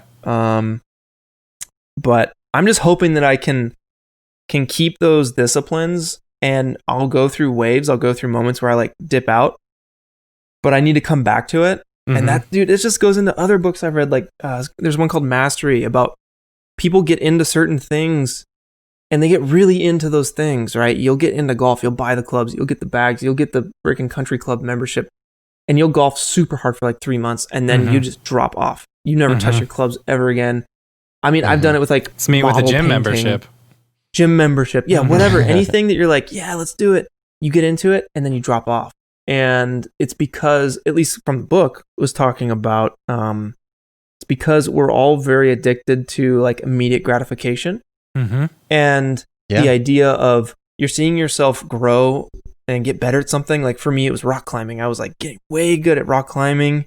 And I got to the point where I like leveled out. I plateaued. And I was like, I'm not getting that same fix that I got when I first started. And people drop off. I hadn't rock climbed in 2 years, and I feel I'll get back to it. I will get back to it. But the point is, you have to stick through the plateau. And maybe at the end of the year, you'll see a little increase in skill, and you got to ride the plateau out. And like the book's called Mastery. It's about how to become a master at anything. And what it claims is that if you consistently do something for an extended amount of time, and you put, you're disciplined and you're patient with that, you're going to become a master. So I truly believe that. So that's what I'm trying to do with the things I care the most about. Like you guys have done it with this podcast once a week for 251 episodes. Thanks. Yeah, it's cool. It's a long time. That's a long time. But I mean, I get frustrated when it comes to my craft, when it comes to like diving into Cinema 4D and stuff, because, we'll end up doing a bunch of for the meal and not for the real stuff for quite a while. And then, off to Mograph stuff and traveling and doing live shows and all this stuff. Before I know it, I haven't touched Cinema 4D in forever. And it's like, and then you look online and you get that whole feeling when you get on Instagram and everything else, and everybody's stuff is so awesome, and you're like, well, I'm getting left behind. That's tough. Social media, comparing yourself to others at their best. Yeah. I've seen stuff Aryev's doing, and I'm like, well, yeah, right. Yeah, but Aryev's on another level. Like, never compare yourself to Aryev. Yeah. Oh, you're talking about just his work. Yeah. Oh yeah. Yeah. I've been the last week. I think someone mentioned the book, The Subtle Art of Not Giving an F. And so I bought it and I've been reading it, and it's you're right about the self-help stuff. Like I don't love certain self-help things. I feel like sometimes if you're reading a book about self-help, like I every time I'm reading one, I can't help but think back to the Brian Griffin Family Guy episode where he writes a self-help book that's just total BS, just to prove that he can do it, And so I'm reading this book and it's like, okay, you're using the F word every other sentence, and it's like, okay, I get it. You're trying to be edgy, just give me the important parts, like, give me some of the thoughts that I can take into account, and the big thing that I've pulled from it is, you need to care about the things that are really important to you in your life and not worry about all the other noise that's out there. Don't let the noise come in and start taking you away from the things that you're really supposed to care about. I don't know. Certainly, if you don't have any sort of foresight or thought into what's important versus what's not, you're going to lose yourself. And there's another book called Eat That Frog. And the idea is, if you have to eat a frog today, how would you do it? And the answer is immediately, as soon as you wake up, so that you can get it over with. Right. So basically it's do the hardest thing, the most important thing first. And then it's the whole book is about how to schedule and prioritize, and like save the stuff that other people can do for you last. Save the stuff that you don't need to waste your time. Don't even do it. Like just focus on the important stuff that you should get done. Stuff that, like, what happens if I don't do this? What would happen? Do that stuff first. Right. Yeah. But that's totally. I've been trying to implement that into my life over the last few months here, and it makes sense. Which takes us to the social media stuff. Like, you got off of Facebook, Twitter. You are on Instagram. I am on Instagram. I'm a photographer, and make sweet renders from time to time. So I gotta stay on like the visual social media, But I'm off. And of that doesn't Facebook feel as much of a suck, than Facebook is, with the politics and the back and forth and just constant, just like scrolling the feed, and it's just, why am I even looking at this? When you like open Facebook, no, you close Facebook and then you open it immediately. Yeah, and you're like, whoa, what am I doing? I gotta go. I haven't checked Facebook in a while. Oh wait, no, I just closed it. Yeah, I get that a lot. Yeah. That's why I like Check TikTok. Facebook. Everything's so different every time. I can just lose myself for 7 hours and 5 minutes according to my screen time every day. Oh, Oh yeah, what's your guys' screen time? Let's compare screen time right now. It's 7 hours and 5 minutes. I got that yesterday. Really? Yeah, but it's not. See, I took Facebook off my phone. TikTok. So today I'm at 5 hours and 54 minutes, and I haven't, surfed my phone. An hour of that is Reddit. An hour of that is TikTok. Okay, yeah. 43 minutes is Safari, which I really hope that's not Facebook. 43 minutes is Skype. Okay. Yeah. Oh, not Skype, Slack. Slack. I've got 3.5 hours, but 52 minutes of that was Waze because I have. Oh, my right. GPS Yeah, on that my makes car. sense. So a couple that hours. Makes sense. It's not too bad. Where's the 7-day? Are you on? Oh, see all activity. Week. I don't know. So mine says 3 hours 7 minutes, but that's just over the last 2 days. I feel like the 7-day one. Yeah, screen time. Total screen time this week, just for the 2 days, is 11 and a half hours. And yesterday was busy. I spend a lot less time after deleting the Facebook app because I'll tell you doing Facebook on Chrome on an iPhone is just an absolute it's awful. Oh, that sounds horrible. crap show. It's awful. So it's not even. It forces you to not like it. TikTok and Reddit are my big things. That's what I spend most of my time on. 30 hours of Blender today. That's awesome. Wait, but the reason I'm asking is I know, right? Yeah. Come on, you got me. But you've been off of Facebook for like 3 years, so that's got to feel nice. I just don't have to worry about it. Like, do you? I don't have to. Do you ever? Sorry, go ahead. I didn't mean to interrupt. I do that a lot, according to some of our listeners. Remember it. Remember that. Not what you just said, but what you're about to say. Right. All I was gonna say is that I hadn't touched Twitter in like 6 years. I hadn't touched Facebook in like 3 years. I recently took Gmail off my phone. Really? And which is nice. It's very nice. It's peaceful. When I'm working, I'm on my computer. Mm-hmm. I don't need Gmail in the morning. I don't need Gmail at night. I just need it when I'm working. I don't need Gmail on the weekends. Like, I'll check it if I need to, or I'll install Gmail if I'm traveling. But it's been interesting. Yeah, like there's been times where like it'd be nice to have it, but it's like I don't need it right now. So it's been cool.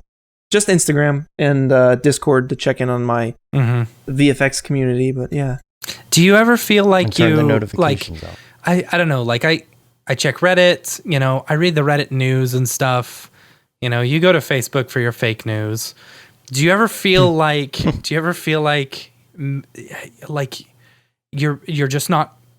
For me, it's like I get FOMO. I want to know what's going on at all times. I want to know what I'm supposed to be mad about. And do you ever feel like maybe you're missing something, or like you're missing out on something, I should say, on some important news or something that you need to know, That's a good question. Because if you say no, I'll delete all my crap right now. So except TikTok. I know that sometimes when I ghost and I'm like working on my thing and focusing on my thing, I actually get excited missing out on stuff. Yeah. There's a feeling inside that I feel where it's like, oh, did you see my feed? Did you see my thing? And I'm like, no, I didn't. And I'm like, there's a part of me that's like, that's cool. I like that, because I know that I'm focusing on the things that are important that I need to be focusing on and working on. And if it's important enough, I'll hear about it, Right. I'll hear about it. If someone drops some big thing, like I'll check in from time to time. But if I don't know, I've been muting a lot of people on Instagram that don't. Like, I don't want to pity follow anybody. Right. It's just a waste. Like, why? It's like keeping up. You're an acquaintance, Like, this kind of sounds a little harsh. But if I'm going through Instagram and I'm just scrolling past stuff, then I'll either unfollow you or I'll just mute you. Like, the mute is interesting because it's like, why don't you just unfollow? It's like, well, it can be awkward. Yeah. Because if it's like a friend, and you enjoy spending time with them, but you don't enjoy their posts, or they don't do anything for you, or it's like, dude, I know you so well, like I don't need to see this because I already know it. Then I'll just mute and simplify. Like I'm just trying to simplify and be as minimalist as possible in all areas. I think it's easier for me. There's not as much noise. How many people on Instagram do you follow? I think it's like 200 or something. Yeah. Okay. Something like that. Yeah. It's not anything small or anything. It's reasonable. Yeah. Well, the thing is that I think we talked before the show. Neither of you have seen The Social Dilemma on Netflix. No, you keep pushing it on me. I am telling you that every person in the world needs to watch this, and it's because the first thing that everybody's going to think is, oh yeah, they're ad tracking you, blah blah blah, but you don't know how deep it runs, and that the AI, there's no person controlling this. There's no person that's purposely doing this. The AI has reached the point to where, in order to maximize profits, it's pushing us against each other, and it is not compatible with democracy. And that is why we're heading the way that we are. And it is so eye-opening that, and it's, it's funny because I posted something on Facebook about it, ironically. Like, everybody needs to watch this, and everybody's talking about it. And they're like, it's funny that we're talking about it on Facebook. I'm like, right, but it hits different. Yeah. Like, there's something happened to me, like I took the red pill or something. All of a sudden, oh, I see what this is about. And my just giving an F whatever has just kind of fallen away all of a sudden. And I'm telling you, even at the end of the documentary, they're talking about the fact that everybody needs to know this information. This is like the single most important thing humanity is facing. And you don't really think that it's that important, but when the second half of that doc especially gets so good, and it's so well put together, and it's so well explained that I just have to keep pushing this. You have to watch this. And there's some cheesy moments and whatever. They do like kind of this drama, like the storyline to go along with it, and the acting is, okay or whatever. But the content that you walk away with at the end, you're just like, I don't know what to think anymore about anything. Yeah. Well, what is it? Like, what stuff do they get into? It's okay. It starts with the usual stuff. Like, you understand ads and how all of that works, targeted marketing. And you run ads and all of that, right? But then it comes down to like the AI really concentrating on what you're looking at when you're on the internet. How long do you stop on a picture, and why? And if you haven't responded in a while, what is it going to throw you? Have you ever been on, well, probably not lately, but have you ever been on Facebook and you start muting friends that post? Let's say that you are left and you don't like Trump, and you have some Trump supporters that start really going off about how much they love Trump, and you mute those people. Okay. All of a sudden, people out of the woodwork that you haven't seen in your feed in 2 years that are Trump supporters start appearing. Well, why is that? Well, that's because the algorithm and the AI knows that is going to drive your engagement, because somebody's going to post how much they love Donald Trump, and you're going to be like, no way. Like, why would you? And you're going to get involved in that again. And you're going to comment. And it even goes into stuff when it comes to like photos. When somebody tags you in a photo, it doesn't show you the photo. It says you have been tagged in a photo. Why? Well, because you want to know there's a picture of me. What is it? And you're going to open up your app and you're going to go to it.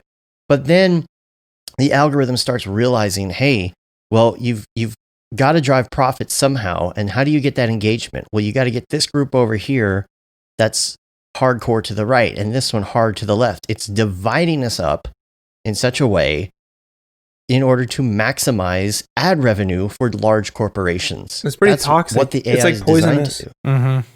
And but the thing is that it is evolving on its own. Nobody is doing this on purpose. It's just getting so good that it's controlling every aspect of how we feel, what we do every day, turning us into these drones that are just pushing money for corporations. And when you realize that is where we're headed, that we're just drones for AI, you're like, I don't want to be a part of that anymore.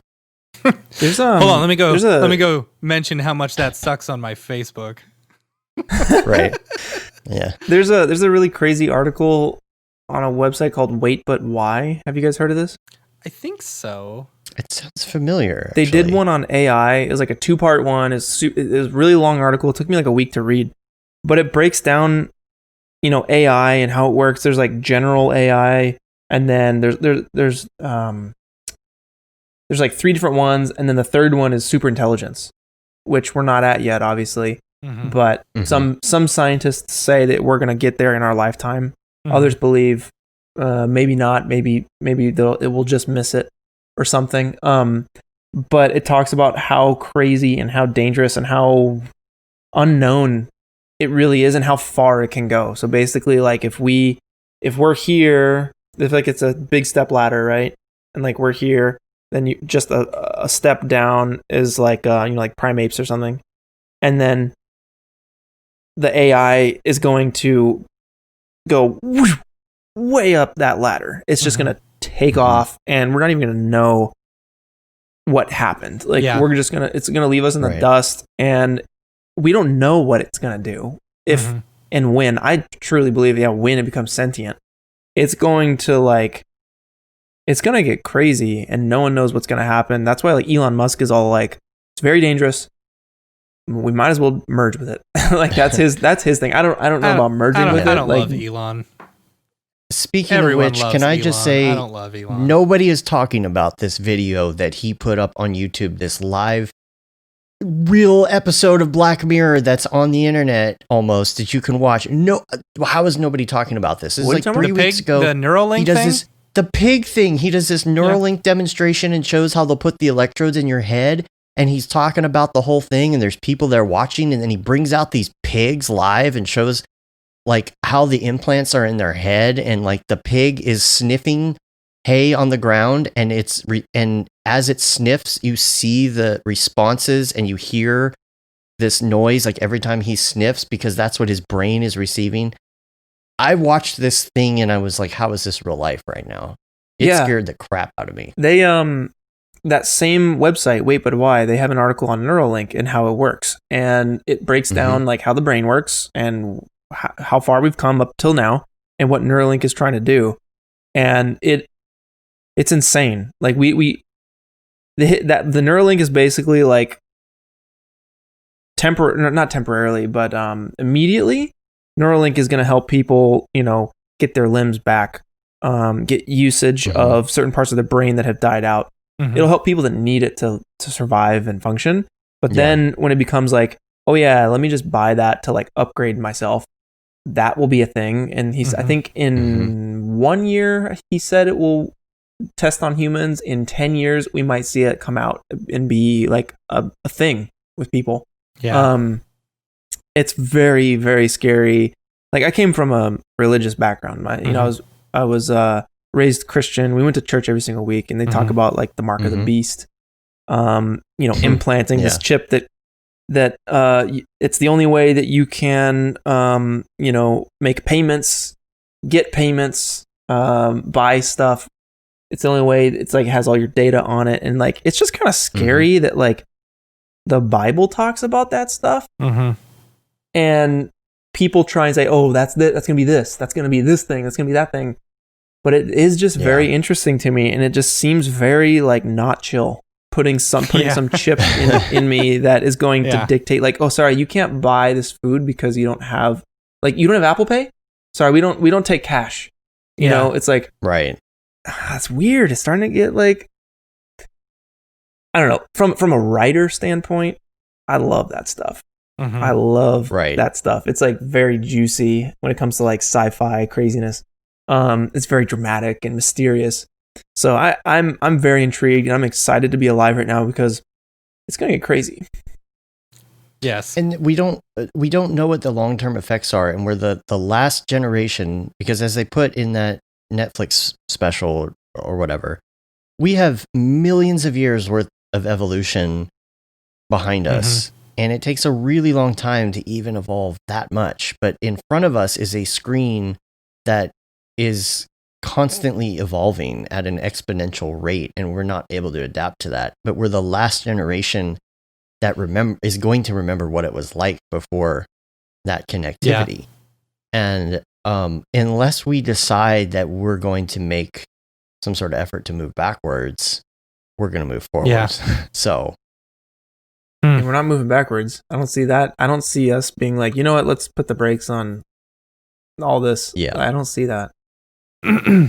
I'll be interested to see what people, if you watch it, anyone listening, if you watch it, I'll be interested to hear your take on it. What you think. Send us a ironically something on the internet.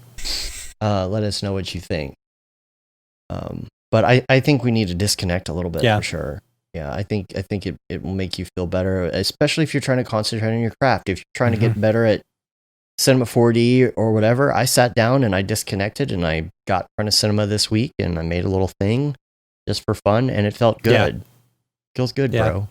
Clint, what martial arts did you study?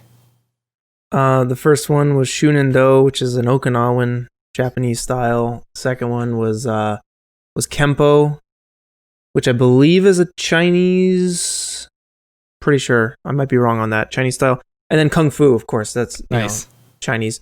So those were the three that I studied for about from 9 to 19. Wow. Right when I moved back out to California is when I want to get back to it. I desperately want to get back to it, and I probably will at some point. I kind of go through circles of hobbies. But yeah, do you guys practice, or did you practice when you were kids? My son is in Taekwondo, so he's a brown belt, advanced brown belt in Taekwondo. So and he's only 7. So I think it's very important since he was 3. That's so cool. That's great. I think a lot of kids need that. It taught me a whole lot. It taught me respect and discipline, self-care, work hard, and you make some really good friends. Yeah.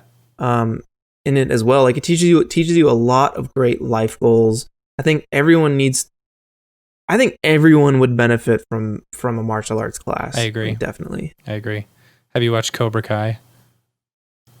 Oh boy. I only have like 20 minutes worth of an opinion on that. I saw the first 20 minutes and I'm like, God, this acting is so bad. Oh, it's so bad, but it's so good too. Oh yeah, I stopped after 20. I mean, I didn't put it on my girlfriend or fiance at this point. She put it on. Thank you. We're excited. And yeah, I was just like, what? No. You get past it. But why though? Like, why put yourself like, why? Like, it's fun. It's fun. It's it's a fun 80s flashback, It's true, but I'm just like, I'd rather play Smash Bros. Or like, play Rocket League or something. Right. But I get it. I know people really like it. It's cool. So tell us about what you got coming up. What's the next thing that you can talk about? Okay, so I'll talk about myself and I'll talk about Corridor. So for me, let's see, what do I got? I got a what is it? Compositing for colorblind artists. Oh, there you go, Dave. Yes. Yeah, so I need that. It's just a quick tip, just a little quick tip that I learned way back. Basically, just go into the black and white channels, go into the individual channels and color correct based off of contrast, and combine them all together. And you'll get pretty freaking close. If you can use the hue, saturation, lightness info on the top right of After Effects, you can get there. So that's just like a quick tip. And then I interviewed 9 different people. I got David Ariev, I got Beeple, Devin Supertramp, Ian Hubert, Blender Guru. Nice. How'd you get a hold of him? He won't answer our question. He won't be on our show. We've asked him. Did he say no, or did he just not? Yeah. He said yes, and then he said no. Yeah. He said, sorry, I don't have time. Oh, I mean, he owns Polygon, right? Yeah, I do. Oh yeah. Yeah. He actually came down to be on VFX Artist React. Mm-hmm. So I had like a face-to-face connection with him. And then he was on the Corridor podcast. And I follow him on Instagram and love the art that he's putting out. Mm-hmm. So I don't know. I guess I don't know. COVID, shoot him our way. Tell him we want to have him on the show. Yeah, for sure. Absolutely. But yeah, I interviewed all these different people, and there's some others. And I asked them, hey, do you have a certain folder structure or file management kind of situation in place? How do you organize your files? How do you organize your folders to maximize efficiency? And each person had their own way of doing things. Because my goal is to rehaul my current folder structure so I can be as efficient and creative as possible. Dave does his folder structure differently than I do. So anytime he starts a project first, I always have to work within his folder structure. And then whenever I start a project first, I work within mine. They're similar. Yeah. They're slightly That's similar. Funny. That's such a thing. Like if you guys were married, that'd be like, why don't you do it this way? It's like, because why don't you do it my way? You know, it's like tiny things like that. That's funny. But yeah, like the theory is we're constantly going for certain files and assets all day long. And if we could just click once to get the file that we want, we're going to save so much time. Yeah. So there's been a bunch of different ideas from all these different guys, and I'm going to put together like a deep dive video tutorial on that. That'll probably be a little later this year. I'm going to do one on surface imperfections. There's how to make your own and stuff. Brett Morris from Ranger and Fox. Do you know Brett? No. You should talk to him because he's got a very specific folder structure, like one that we've actually talked to him about implementing across the board as like an industry standard, you know? Oh shoot. Yeah, okay. You should talk to him. Yeah. So, what is his name? Brett Morris from Ranger and Fox. Brett Morris, Ranger and He's Fox. presented for Maxon lots of times. Yeah. Okay. We can send it to you after the show. Well, perfect. We'll stay on the line for a second after. So you're doing one on surface imperfections as well. Is that a substance thing or? No, it's just whatever program you use. Basically, what I'm going to do is bust out the ink, bust out some paper, get some glass. Nice. We're going to make our own. That's cool. How to do it from scratch. And like, we'll do ones with scratches. We'll do one with rain. We'll do smudges, fingerprints, and how to process it in Photoshop, bring it into whatever program you're using, and take your texturing game to the next level, basically. That's cool.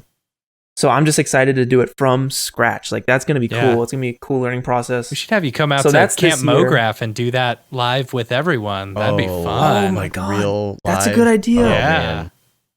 So I went to the website. I want to do it. I want to come to one of these things so bad. Y'all should come out. You guys don't even know. So much fun. I love camping. I love as soon outdoors. As they happen. Once it happens, finally. Which I'm so in. Side note, we've been talking to the camp counselor since NAB coincides directly with our camp dates. We're looking at changing it to, I think, mid-September of next year. So I think the weather will be a lot nicer there. We might be able to swim in the creek, and not be too cold. And it'll be nice. It'll be super nice. So that would be really fun if we could do a surface imperfection. Yeah. Like, IRL. Yeah. I would be so down. Yeah. Like, that sounds like a dream. How long do you go for a week?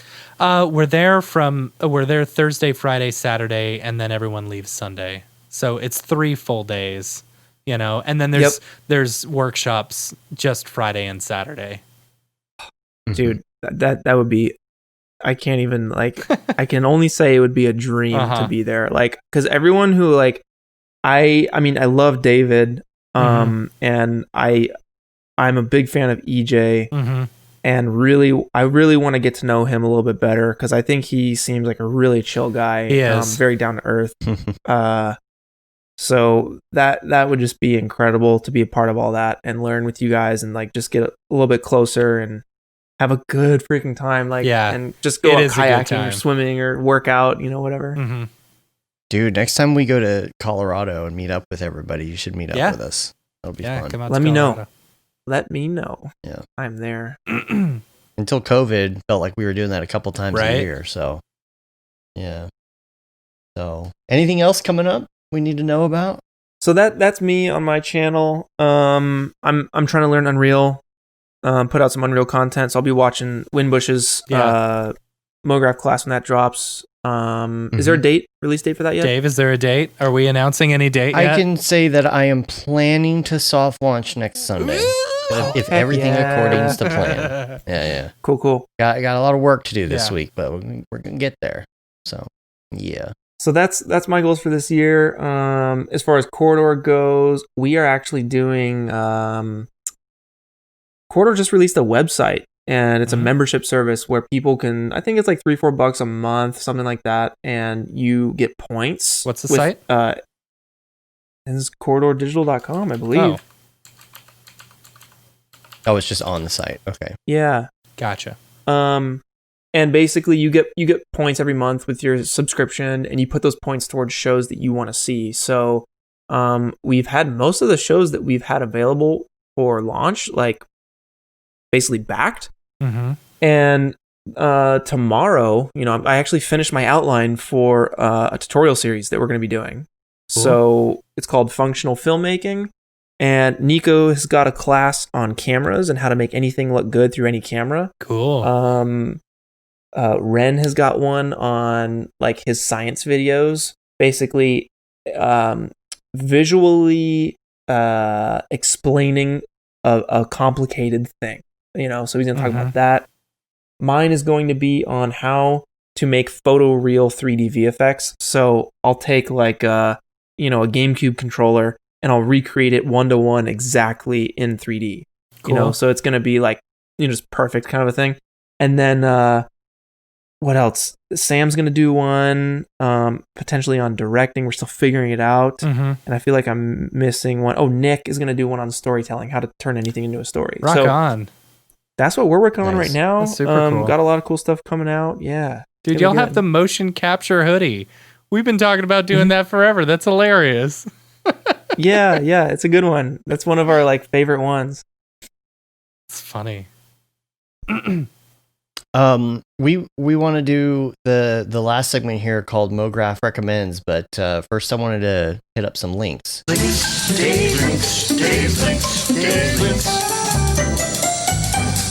Links. And we only have 2 of them. Number one, I don't know if there's much to say about this, but the Quest 2 was announced, and I'm interested in it. Yeah. And I still enjoy having the one connected to the computer, but sparked my interest. It's a good price. Yeah, it is a good price. Available. I don't know. What's the price on it right now? What is it? Is it $399? I think it's $299 for the 64 gig and $399 for the 256. I think. It's not bad. Can I play Half-Life Alyx with it? I don't know. If you have the connector cable, probably.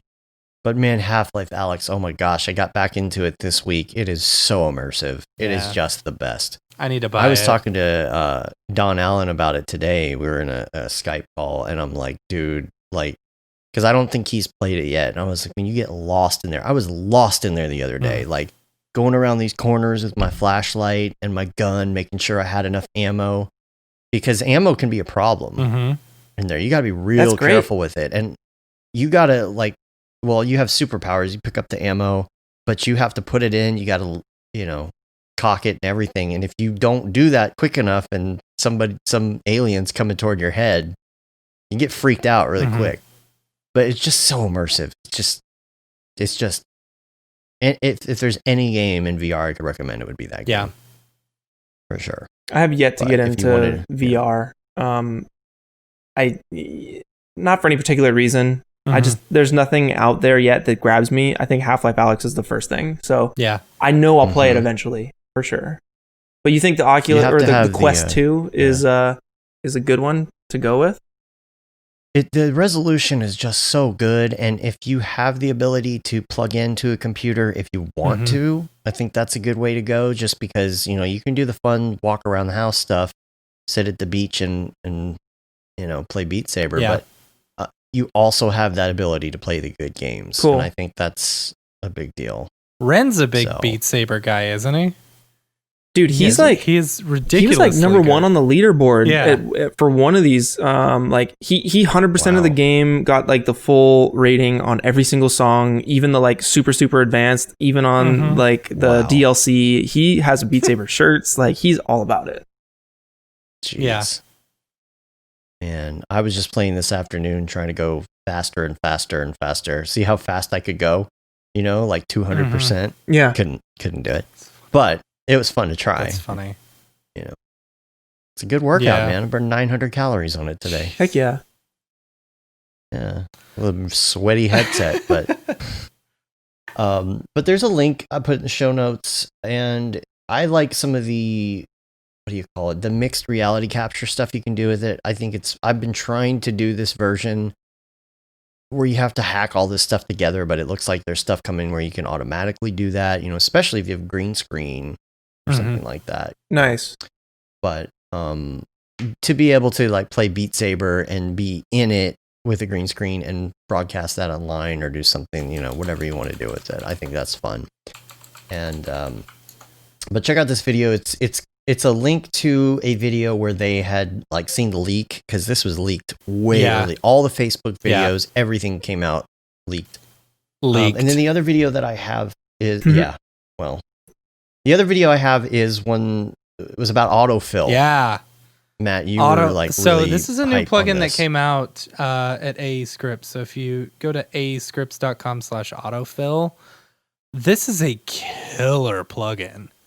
Like, one thing I love about AE Scripts is that you can try all these plugins before you actually purchase them, And so, like, I tried it this weekend, and I was going to... So there's this one project that we're working on where I was going to have to go through and manually, like, stroke reveal all this stuff at the same time. And I tried autofill, and it worked for me like that.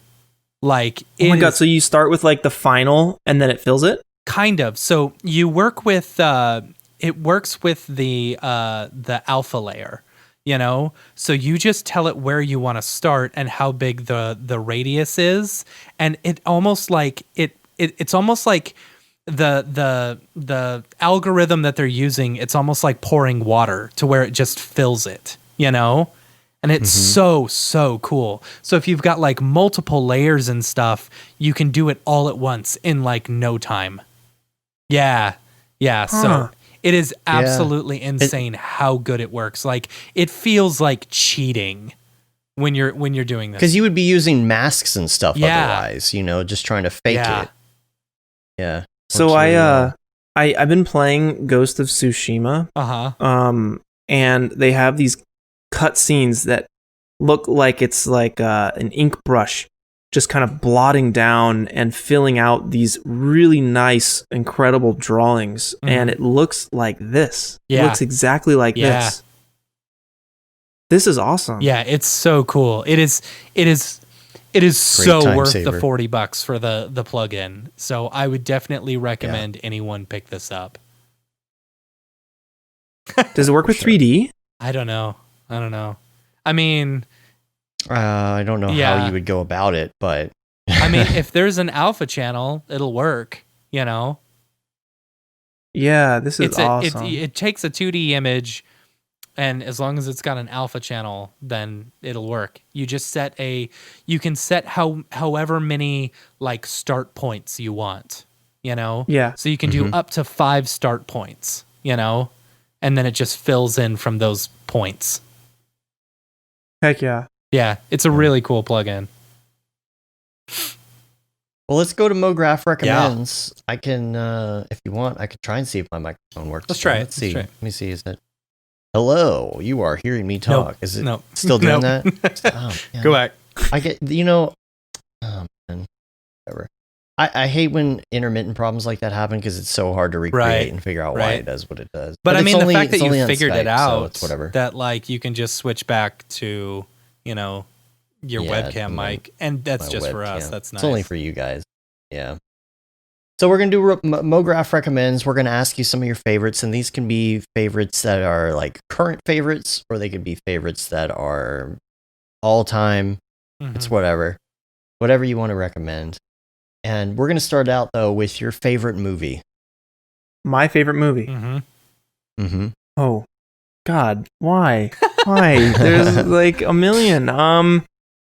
You can give us a few if you want. Okay, one that I can always go back to is Shaolin Soccer. Okay, yeah. Oh my God, Stephen Chow is one of my favorite directors of all time. So that movie is just so much fun and so dumb. I love it. Mm-hmm. The Matrix. Yeah. Okay. Saving Private Ryan. Okay.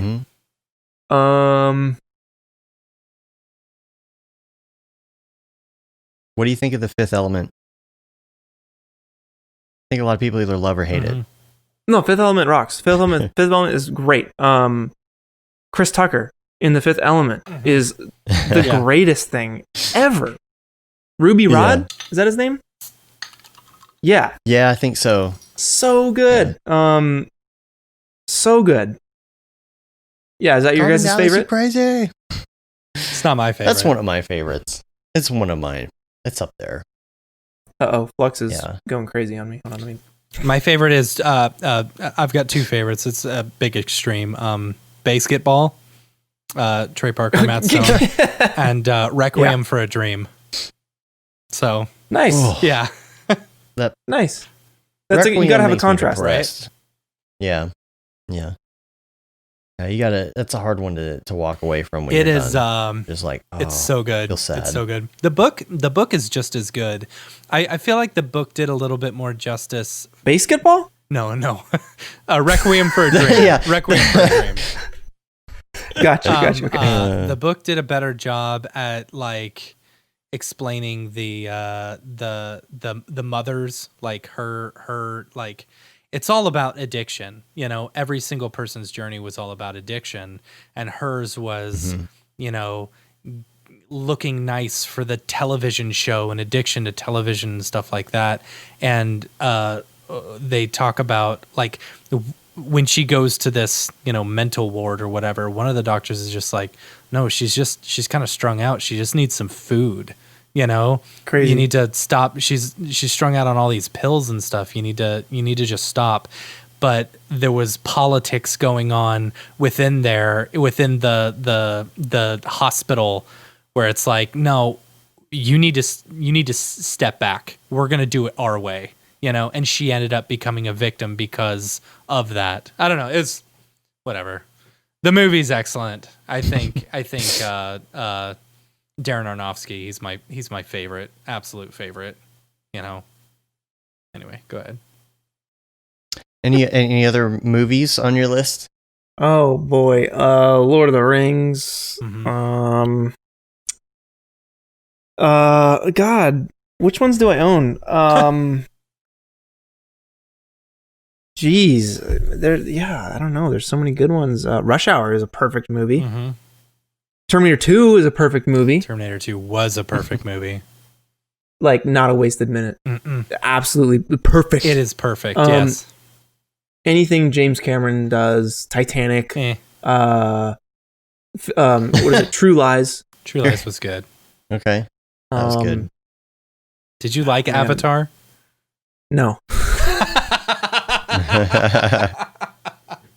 Everything minus Avatar. Smurfs, it's fine. Avatar's fine. It's fine. But it's not groundbreaking. It is groundbreaking, maybe technically, but it's not like I wasn't blown away. Yeah, like I am with his other stuff. Yeah, that's funny. Okay, and what about music? All right. And I like to put this out there and say your favorites / what you like to listen to while you're working, if you listen to music while you're working. Yeah, so I actually have an ambient for VFX and editing playlist. Nice. Okay. And is it on Spotify? Can you share it? Yeah, totally. Sweet. Yeah, I'd love to get a hold of that. Yeah. I'll pull it up right now. But basically, it's just like I love ambient music so much. It puts me in a place immediately. It gets me in the vibe, in the zone. When I write, it's like it's right there. You know, it's immediately putting me in a different world. I'm transported. So I listen to about half the music I listen to is ambient music, right? And then the other half is like random stuff. Like I love Porcupine Tree, prog rock. I'm a huge fan. I'm a drummer myself, so absolutely incredible, masterful musicianship there. Radiohead. I love Radiohead. What else? There's a band called Elbow that I'm a huge fan of. How do I know Elbow? Mute Math. Oh, I love Mute Math. Yeah. And I would go see Mute Math back. My friend was like their manager, like their road manager, and they were playing like little bars. We're talking like 20 people. Oh my God, that must have been do their show. They still had all the stuff. They would smash all the things and everything. Yeah. There's like 20 people there. Yeah. No, the drummer is crazy. I've seen them like 6 times. And he'd throw his floor tom into the crowd. He would climb up onto his floor tom, which was being carried by the crowd, and then jump back onto the stage. Like they're just animals. They're doing handstands on their keyboards and stuff. And the music they put out is incredible. They're no longer together, So but good. Yeah. You know, just random stuff, like a lot of random ambient electronic artists who do a lot of video game soundtracks, actually, stuff like that. Yeah. What about you guys? We're not important. Yeah. All right. I'm just trying to be polite. We don't talk about, but because we do this every week, so we would just be saying the same thing, you know. Good point. But okay. Now this is assuming Kevin is watching this late. This is his time to shine. He was watching earlier. He commented earlier. You're well, he didn't comment about his favorites, which he does every week. But your favorite TV show currently or of all time? Seinfeld and The Office. Those are good choices. Oh yeah. Good classic choices. Seinfeld. Yeah, Office. Those are the always on. Like you just turn it on. Doesn't matter what episode you turn it on, right? Yeah. As far as like, you know, fictional drama goes, I loved God, what was the name of that show? Was it Breaking Bad or The Wire? No. Or The Wire? No. Chernobyl. There it is. Oh yeah, that was good. That's really good. Kevin. Oh, there he is. Yeah, Breaking Bad and The Wire. There you go. That's hilarious. Breaking Bad was great. I'd never seen The Wire. Yeah. Maybe I'll get to it in my lifetime. Yeah. But Chernobyl was freaking incredible. Yeah. And then The Last Dance, that doesn't count as a TV show. That's a documentary, but that was good. SpongeBob's good. That's a good choice. Avatar, The Last Airbender. Oh man, I'm watching it for my first time right now. Yeah. Dude, what season are you on? Season 1. I just got to where they got to the North Pole, and she found out that he was the teacher or whatever was like in love with her grandma. You know. Yeah, I just got to that episode. So you're at the end of season 1. Yeah, just about. That show is maybe it's like the opposite of Lord of the Rings. Yeah. Lord of the Rings is really good, mm-hmm. and it gets better, mm-hmm. and then it kind of plateaus right at the last moment. But then Avatar just gets better. It just gets freaking better, and that show is like, it makes me feel so good to have that on. That's another show I just have on in the background. Yeah. It's one of my favorites of all time. That's good. So many people have said positive things about it.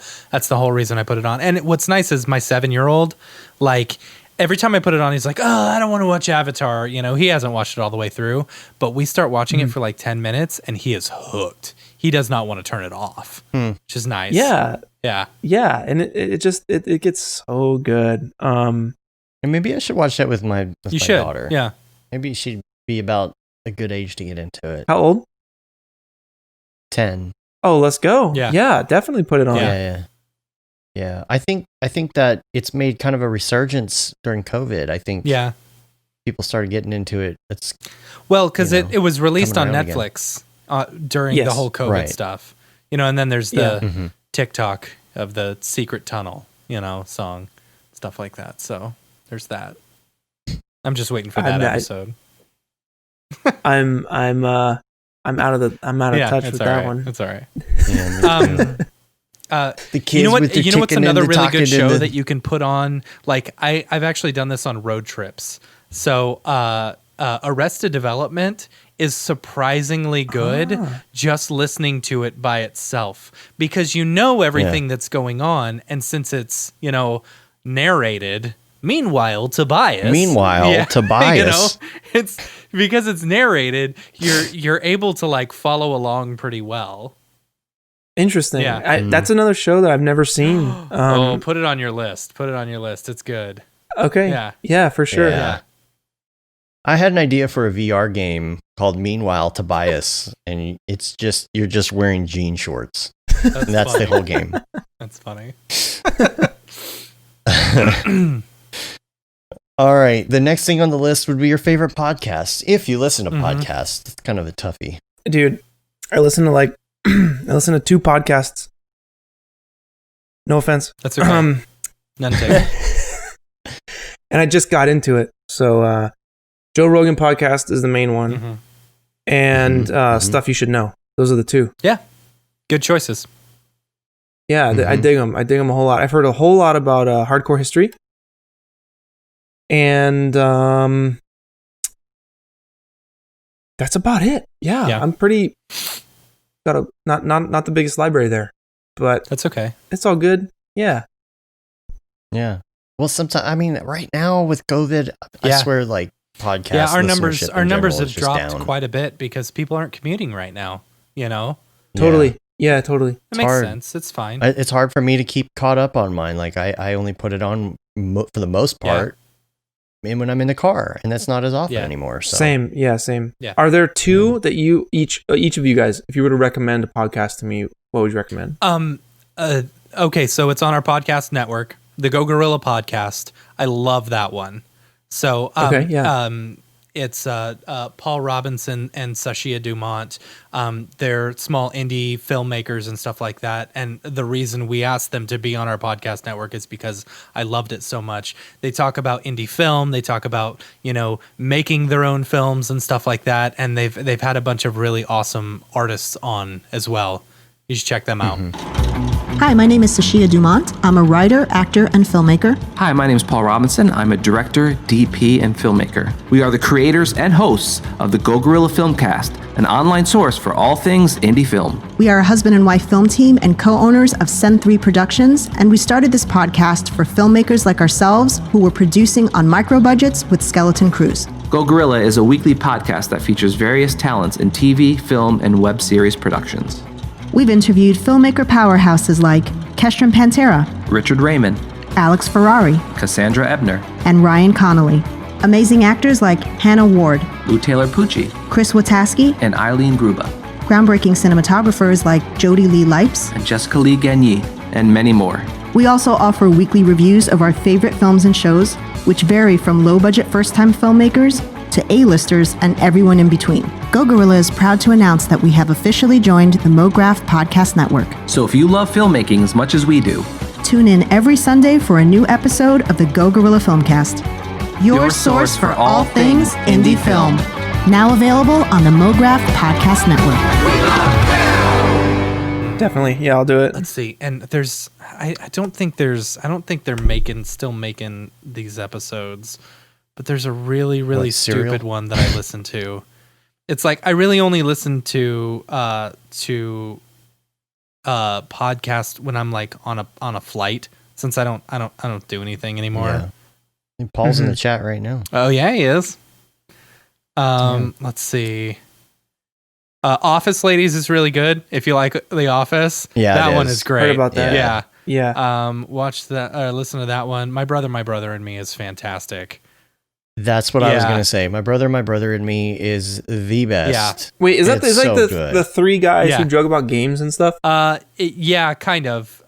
Well, they have 2 of them have a game. thing. Like they have all these other podcasts, but the original is My Brother, My Brother. Did they do a video on like Mass Effect face glitches?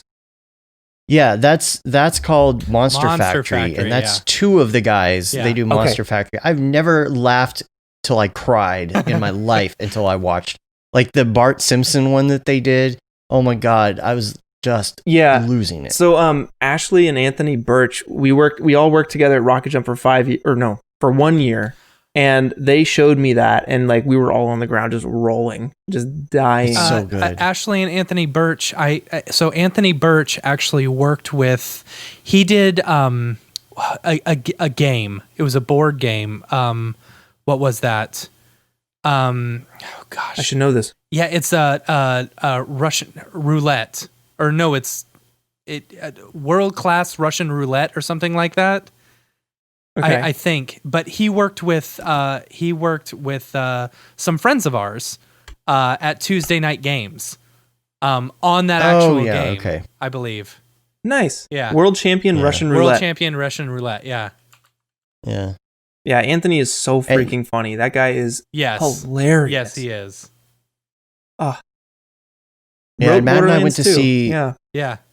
We went to see My Brother, and Me live. That was fun. I mean, they've had some great. Lin-Manuel Miranda has been on their show. Like it's just great. Yeah. It's so great. And they do a D&D podcast. The other one I would give is my number one favorite that I still listen to and try and keep up on is Back to Work with Merlin Mann. That is a good show. It's all right. And you can start at the beginning on that. Pretty good. It's all right. And then Merlin also does a show with John Roderick. With John Roderick called Roderick on the Line, and some of his Roderick stories, on the Line is better than Back to Work, I think. You know, if you're gonna listen. Because of his storytelling so ability. John Roderick's really good. So good. Yeah. I'm checking out all these right now. Yeah. That's my recommendations. Yeah. Okay, sweet. This is fun. Awesome. For those who haven't known our favorites for a long time, ever since we introduced Mograph Recommends. So there you go. Yeah, no, this is a good little ending segment. I love this. Yeah. A plugin. Your favorite plugin of all time. I mean, HDRI Link is pretty great. It's a good one, yeah. Yeah. David Ariev told me about Magic Solo, which I love. Yeah. Since they introduced the solo buttons in R21, I haven't used Magic Solo that much anymore. Yeah. They confuse me. There's like 3 different ones, and I'm like, just give me a solo button. Yeah, like, I mean it's solo hierarchy, and then turn the solo off. And solo what I'm clicking on. Oh, there is that one as well. I believe. Yeah, I don't know. I think you can do that now. Maybe I just need to learn C4D. Anything else? I think the greatest plugin of all time is VC Console. Oh yeah. The Video Copilot console. Yeah, that one's good.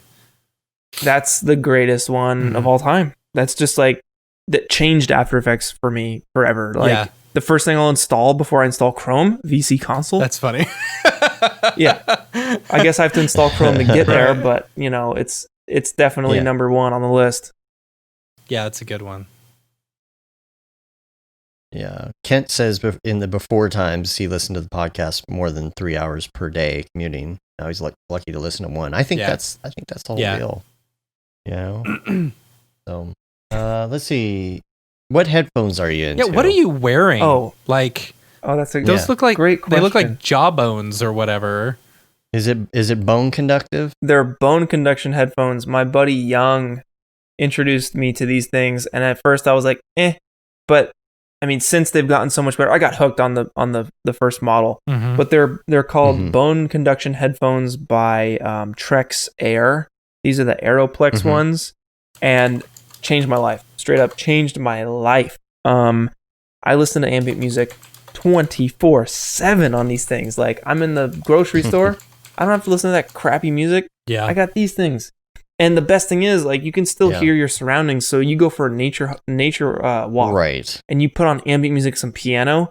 and you can still hear your surroundings, and you get like full range with bass and everything. It's like these things are miracles. I got a pair for my dad. He's hooked. He works in retail. He manages an Office Depot, and he's got his headset, he's got his face mask, and then he's got these on top. And he's like, I love them. I use them all day. They're so great. That's funny. And people don't know that you got I mean, they see them, but they're not thinking, oh, well, he's not going to hear me because he had headphones on. You can always just say it's your cochlear implant. No one will know. Yeah, exactly. Right? Yeah. But I use those. Or you could get your Elon Musk implant for that too. It does kind of look like a little like random little like tech thing right here. Yeah. But yeah, no, I use these, and then I use the Bose. I think these are the Bose like SL2s or 3. I don't know what there's some Bose noise canceling headphones. They're great. I love these things. Yeah, Mograph.com brought to you by Bose Quiet Comfort 35. Bose sponsor us. I'm at your favorite retailer. Yeah. Every week it's Bose. They need to sponsor us. There's safety too. Like if you're going out running or biking or something like that outside, and you've got the bone conduction ones, you can hear your surroundings and stuff better too. You won't get hit by a car. Yeah, exactly. If you're running, you can focus on your breath. You can hear yourself. You can, they're just safer, and they kind of mix everything together.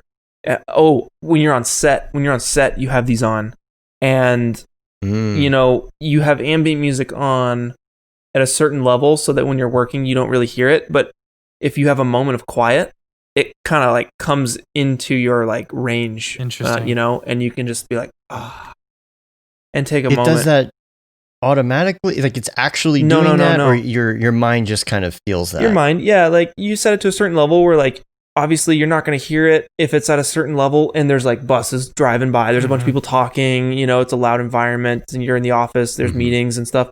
And then you go, to use the restroom, or you go outside for a walk or for a ride. And then it comes into your kind of like your not your field of view, but your, you know what I'm trying to say. Yeah, I know what you can saying. hear it. You know? I get it. Yeah. I don't know what the word for that would be, but yeah. But it's nice. It makes me feel at home and at peace when I got the music that I love on, and that's peaceful music, and I'm just like, this is great. It just makes everything better. If you're on a really beautiful hike, you put music on that pairs well with the nature or the environment you're in. Like I love traveling, right? So I love like different environments, foggy environments, and like I'll put on ambient music like Silent Hill soundtrack, and I'll just go and I'll feel like I'm in some other world. So when you pair the ambient music with the actual environment you're in, it's just the ultimate immersion. It's so good. It's cool. Yeah. Now, what about your go-to app? What's your muscle memory? You don't have Facebook. You don't have Twitter. What's your muscle memory going to now?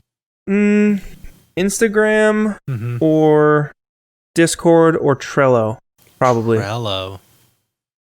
Yeah, I love like getting the schedule, lining up the things, check mark, did that. All right, what do I got tomorrow? Get it ready. Like I love like being prepared. Yeah. Yeah. Those are my 3 podcast.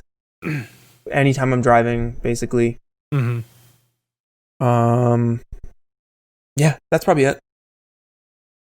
And that goes along the lines almost with what you were talking about in the morning, getting your stuff lined up, thinking about what you're going to do. I like to sit there and look at the to-do list and organize it.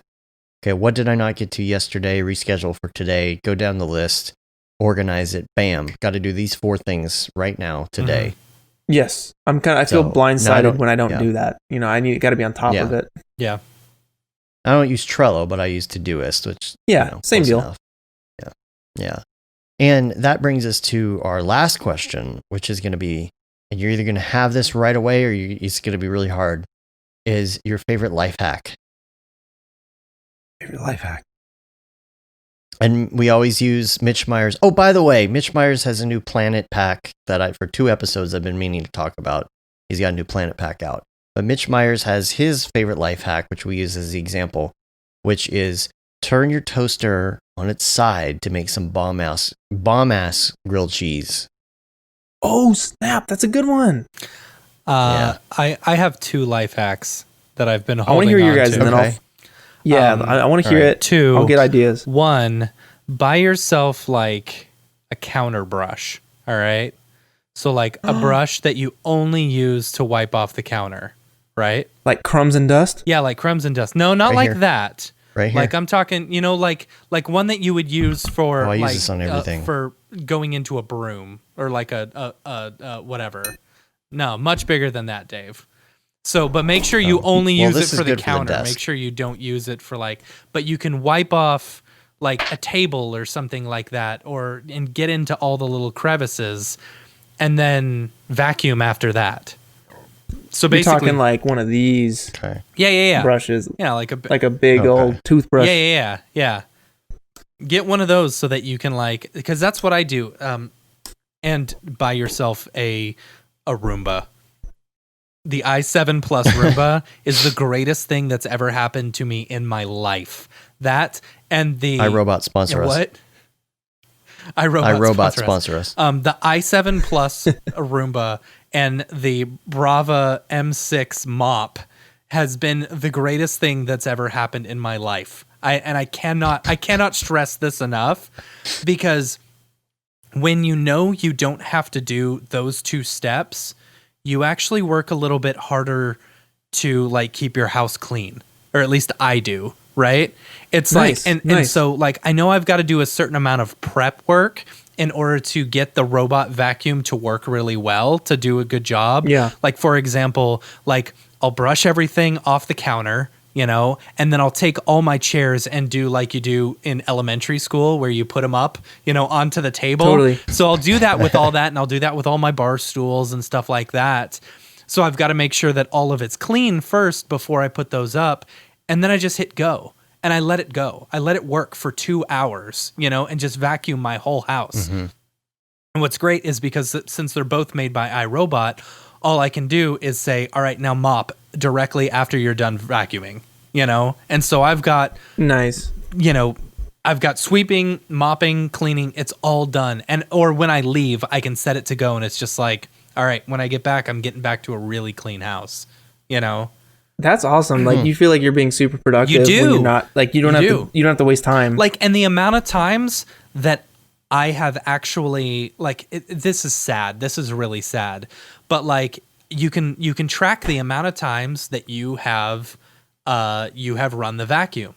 And I have run the vacuum more times since I bought it than I have probably vacuumed in my entire lifetime. Nice. Yeah. That's great. And it That's a good empties one. itself, so you don't even have to touch it, It just goes out and poops in the backyard and comes back in. It's got a base. The i7 Plus has a base, so it stops on the base, and then it vacuums all the stuff out of the Roomba into a bag, and then it goes off and it does its job again once it's emptied. It's so great. That's cool. Yeah. All right, Dave, what do you got? Well, I said these a while back on the show, but I'm going to say them again because they are good. Number 1, when you are at a gas station filling up gas and you're at that time that seems to slow down to feel like it's forever because you're waiting on your gas. Yeah. That is the time to open your doors and take all the cans and the papers and all the things out and throw them away. That's a good one. Easy one right there. And then, oh, the gas is done. Awesome. All right. Number 2, when you open a new package of Tylenol or something like that, and there's that little piece of paper and you have to get your fingernails on it to take it off. Yep. And it's really hard to get to sometimes. You take the thing and you use your knuckle and you push it into there and you pop it. I did that today. No, I did that last night with paprika. I got new spice. I was like, I just gotta, and yes, 100%. Yep. 100%. Knuckle. I got one more. I got one more for you. You think of anything? I got one more for you. All right, go ahead. This is I'm still actually a thinking. really good life hack. When you have kids, once you have kids, buy a tape measure, because you're going to be moving around. You're going to be moving from house to house. You don't want to mark how tall they are on the wall and then have to move to another house and lose that mark. Buy a tape measure and mark the tape measure so that you've always got the tape measure and you know when they were grown and at what size they were. That's good. Yeah. That's really good. Billy says that his life hack is keeping a bandana in the car to touch the gas nozzle with. Yeah, because those are like, I think about that all the time. I was like, if anything has COVID on it, it's the gas nozzle. But dude, those things are so nasty. Keychain. Yeah, they're gross. They were already gross. The joy of already having with COVID. Hand sanitizer. So many things I don't worry about anymore. It's awesome. The joy of COVID. You should write a book. The joy of already getting COVID. All right. You got anything? I got one, but I want I'll just improv a second one. So you don't even need a second one. You don't have to have two. I know, but like there's so many. I feel like I have a couple. I don't want to forget. But the one for me that I've always done is you do not need to see your car in your side mirrors. That's true. There's no more blind spots. You just you put your car just out of view, and then you no longer have blind spots ever. Mm-hmm. Like you're done. It's over. You know. Okay. Yeah. You're seeing your car is just like a panic mode where it's like, oh, I have to see my car. Right. You know, it's like, no, just adjust it so it's just beyond your car and you're good. Yeah. Okay. That's a good one. That's a really good one. Oh yeah, no, for sure. I think I got that one from Freddie, actually. The second one, if I were to just freaking pull one out of thin air. Oh, dude, this one blew my mind. My neighbor, he does some handyman work on our place, my old place. And you have a stripped screw and, you know, like the area that your screw is fine, but the area that it goes into, the wood was just destroyed and the hole is larger than the screw. Dude, you break up some freaking toothpicks and you fill the hole with toothpicks. I was worried you were going to say ramen noodles. No. You screw the screw into that hole and it pushes all of the toothpicks against the larger hole, and you can fix whatever, you know. It's a good idea. You basically just fix the piece that it goes into. Yeah. So that would be my second one. Well done, Clint. Right. Not many people have one, let alone two, that they can think of immediately. Yeah, it's a tough one. So, yeah. This was so much fun. This was really, really good, guys. You forgot one question though, which is, what's your favorite video game? Oh, that's a good one. We should. You know what's funny? That. I thought of that earlier when you were talking about video games. I was like, we need to add that to the mix. Yeah, I think we're gonna do that. That's good. Yeah, let's add. But that. Not everyone plays video games, but that's one. That's definitely one. What is your favorite video game? All right. I mean, Smash Brothers, right? It's gotta be. Right now, it's Smash Bros. Rocket League is great. Mario Kart is the best. But like going back, Half-Life, Metal Gear Solid, Borderlands 2 is amazing. Crash Bandicoot, Spyro, Shadow of the Colossus, Katamari. Yeah, there's a lot. Yeah. But next time, ask what their favorite video game is. We will. Yeah. We will. It's on the list now. You guys are awesome. And I'd say mine is Halo and GTA. Super Mario Brothers, like the Super Nintendo one, whichever one, the one I can beat in 22 minutes. Sweet. Oh yeah, you did that live. That was fun. Awesome. Yeah. That and probably the Ninja Turtles arcade game. You know, that one's fun too. Part 1? Oh no, part 2. That's part 2. No, it's just the arcade game on Nintendo. Yeah. Well, and maybe the part Simpsons 2 on arcade Nintendo. Game. One day when I'm really rich, that's when I'll know I've made it. When I actually buy an old school Simpsons arcade game, like the Crazy Taxi version, Simpsons Road Rage. No, like the it's like arcade GTA. game Where you've got like the 4-person arcade game, where you know Marge, Homer. It's Ninja Turtles. It's basically the Ninja Turtles arcade Ninja Turtles game, arcade game. That's awesome. With the Simpsons. Yeah. It's good. Reskinned. Yeah. Yeah, for sure. Well, we really appreciate you being on. That was really fun. It was. Yeah. Guys, thank you so much. Thanks for adjusting the timetable. Thanks to everyone who stuck around to the end. That's crazy. That's a feat. Yeah. Appreciated. Yeah. If people want to find you online, where can they find you? You guys can come on over to youtube.com/Punisher for weekly tutorials, weekly live streams. We're doing C4D and After Effects. You guys can find me on Instagram at _Punisher_. It's kind of confusing. And you can, of course, find me at Corridor or Corridor Crew on YouTube. We're putting stuff out all the time. It's always a crazy time over there. So lots of different places. Cool. All right. We're going to get out of here. You can rate us on iTunes, leave a review. 5 stars? It really helps get our ratings out. Yeah, of course, 5 stars. Yeah, and oh, by the way, Cameron and Arya, if you're still listening, Halo afterwards. I mean, Matt's up late at this point anyway. You might as well just get in some Halo. I'll see if the wife's asleep. If the wife's asleep, maybe I'll play one game. Sweet. Hey, let's do one again with David. I want to do one with David, a combo. Totally. Sweet. Absolutely.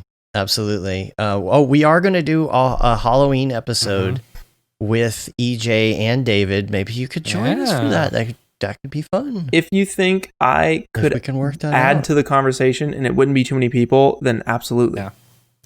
Definitely. Right. Yeah. Well, I'll get with you on that. I'll see if you can. Or is it going to be a call-in show like the Christmas one is? It's going to be a call-in show, so we're going to do scary client stories, things like that. Oh, I got some of those. Okay. Yeah. Yeah. So, and I would love for people to send in their scary client stories as well. So I'll have more information about that. I'm putting a little promo together, trying to get the date ready because that is kind of like up when Adobe Max is going on. So we have like limited dates available for streaming. So, we'll and like David said, there's no real conversation in those. We just joke around for a couple hours and drink or something. I don't know. Heck yeah. It's a lot different. This is a first time we've done it for Halloween, but this is our tradition with David and EJ for Christmas is we have like a set that we're on, with green screens and everything. And we're in like this log cabin celebrating the holidays. Oh, that's awesome. And just drinking. So yeah, let me know. I'm down. I'm down to hop in. No pity invites though. No pity invites. No, but I'm thinking you could get to know EJ. Yeah. No, that'd be awesome. That'd be really, really cool. You know what? Odds are EJ's going to show up 2 hours late anyway, so you could probably just take his place. I mean, mowing his lawn. I don't want to replace Mr. EJ. I don't think I could, but we'll have a good time if we're all on. It'll be chill. Yeah. Yeah. You guys rock. Thank you. So look for that. We'll figure that out. Subscribe on your podcatcher of choice. I swear we're gonna send out a newsletter pretty soon. It's been nuts around here, and I'm kind of waiting until the course is launched. You can say you've been there, done that, got the T-shirt with the Mograph logo tee, the Paul Babb Fuel the Bab 2020 shirt. All the profits from that go to Doctors Without Borders.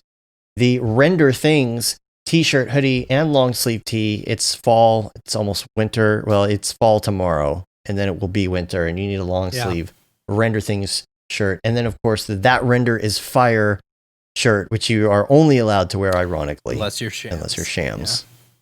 Yeah. And we're on Facebook, Twitter, Instagram, YouTube, mograph.com. Check us out on there. Come say hi, send us an email, and send us some scary client stories. Clint, thank you so much for being on the show. We really appreciate it. Matt, Dave, you guys are awesome. Thank you for the invite. It's an honor. I look forward to the next one. Yeah, totally. Till next time, I'm Dave. And I'm Matt. And I'm Clint, I guess. Is that me? Yep. Yeah, that's you. That was awkward. Yeah. All right. We did it, though. Yeah. Have a good one. Later, yo. See ya.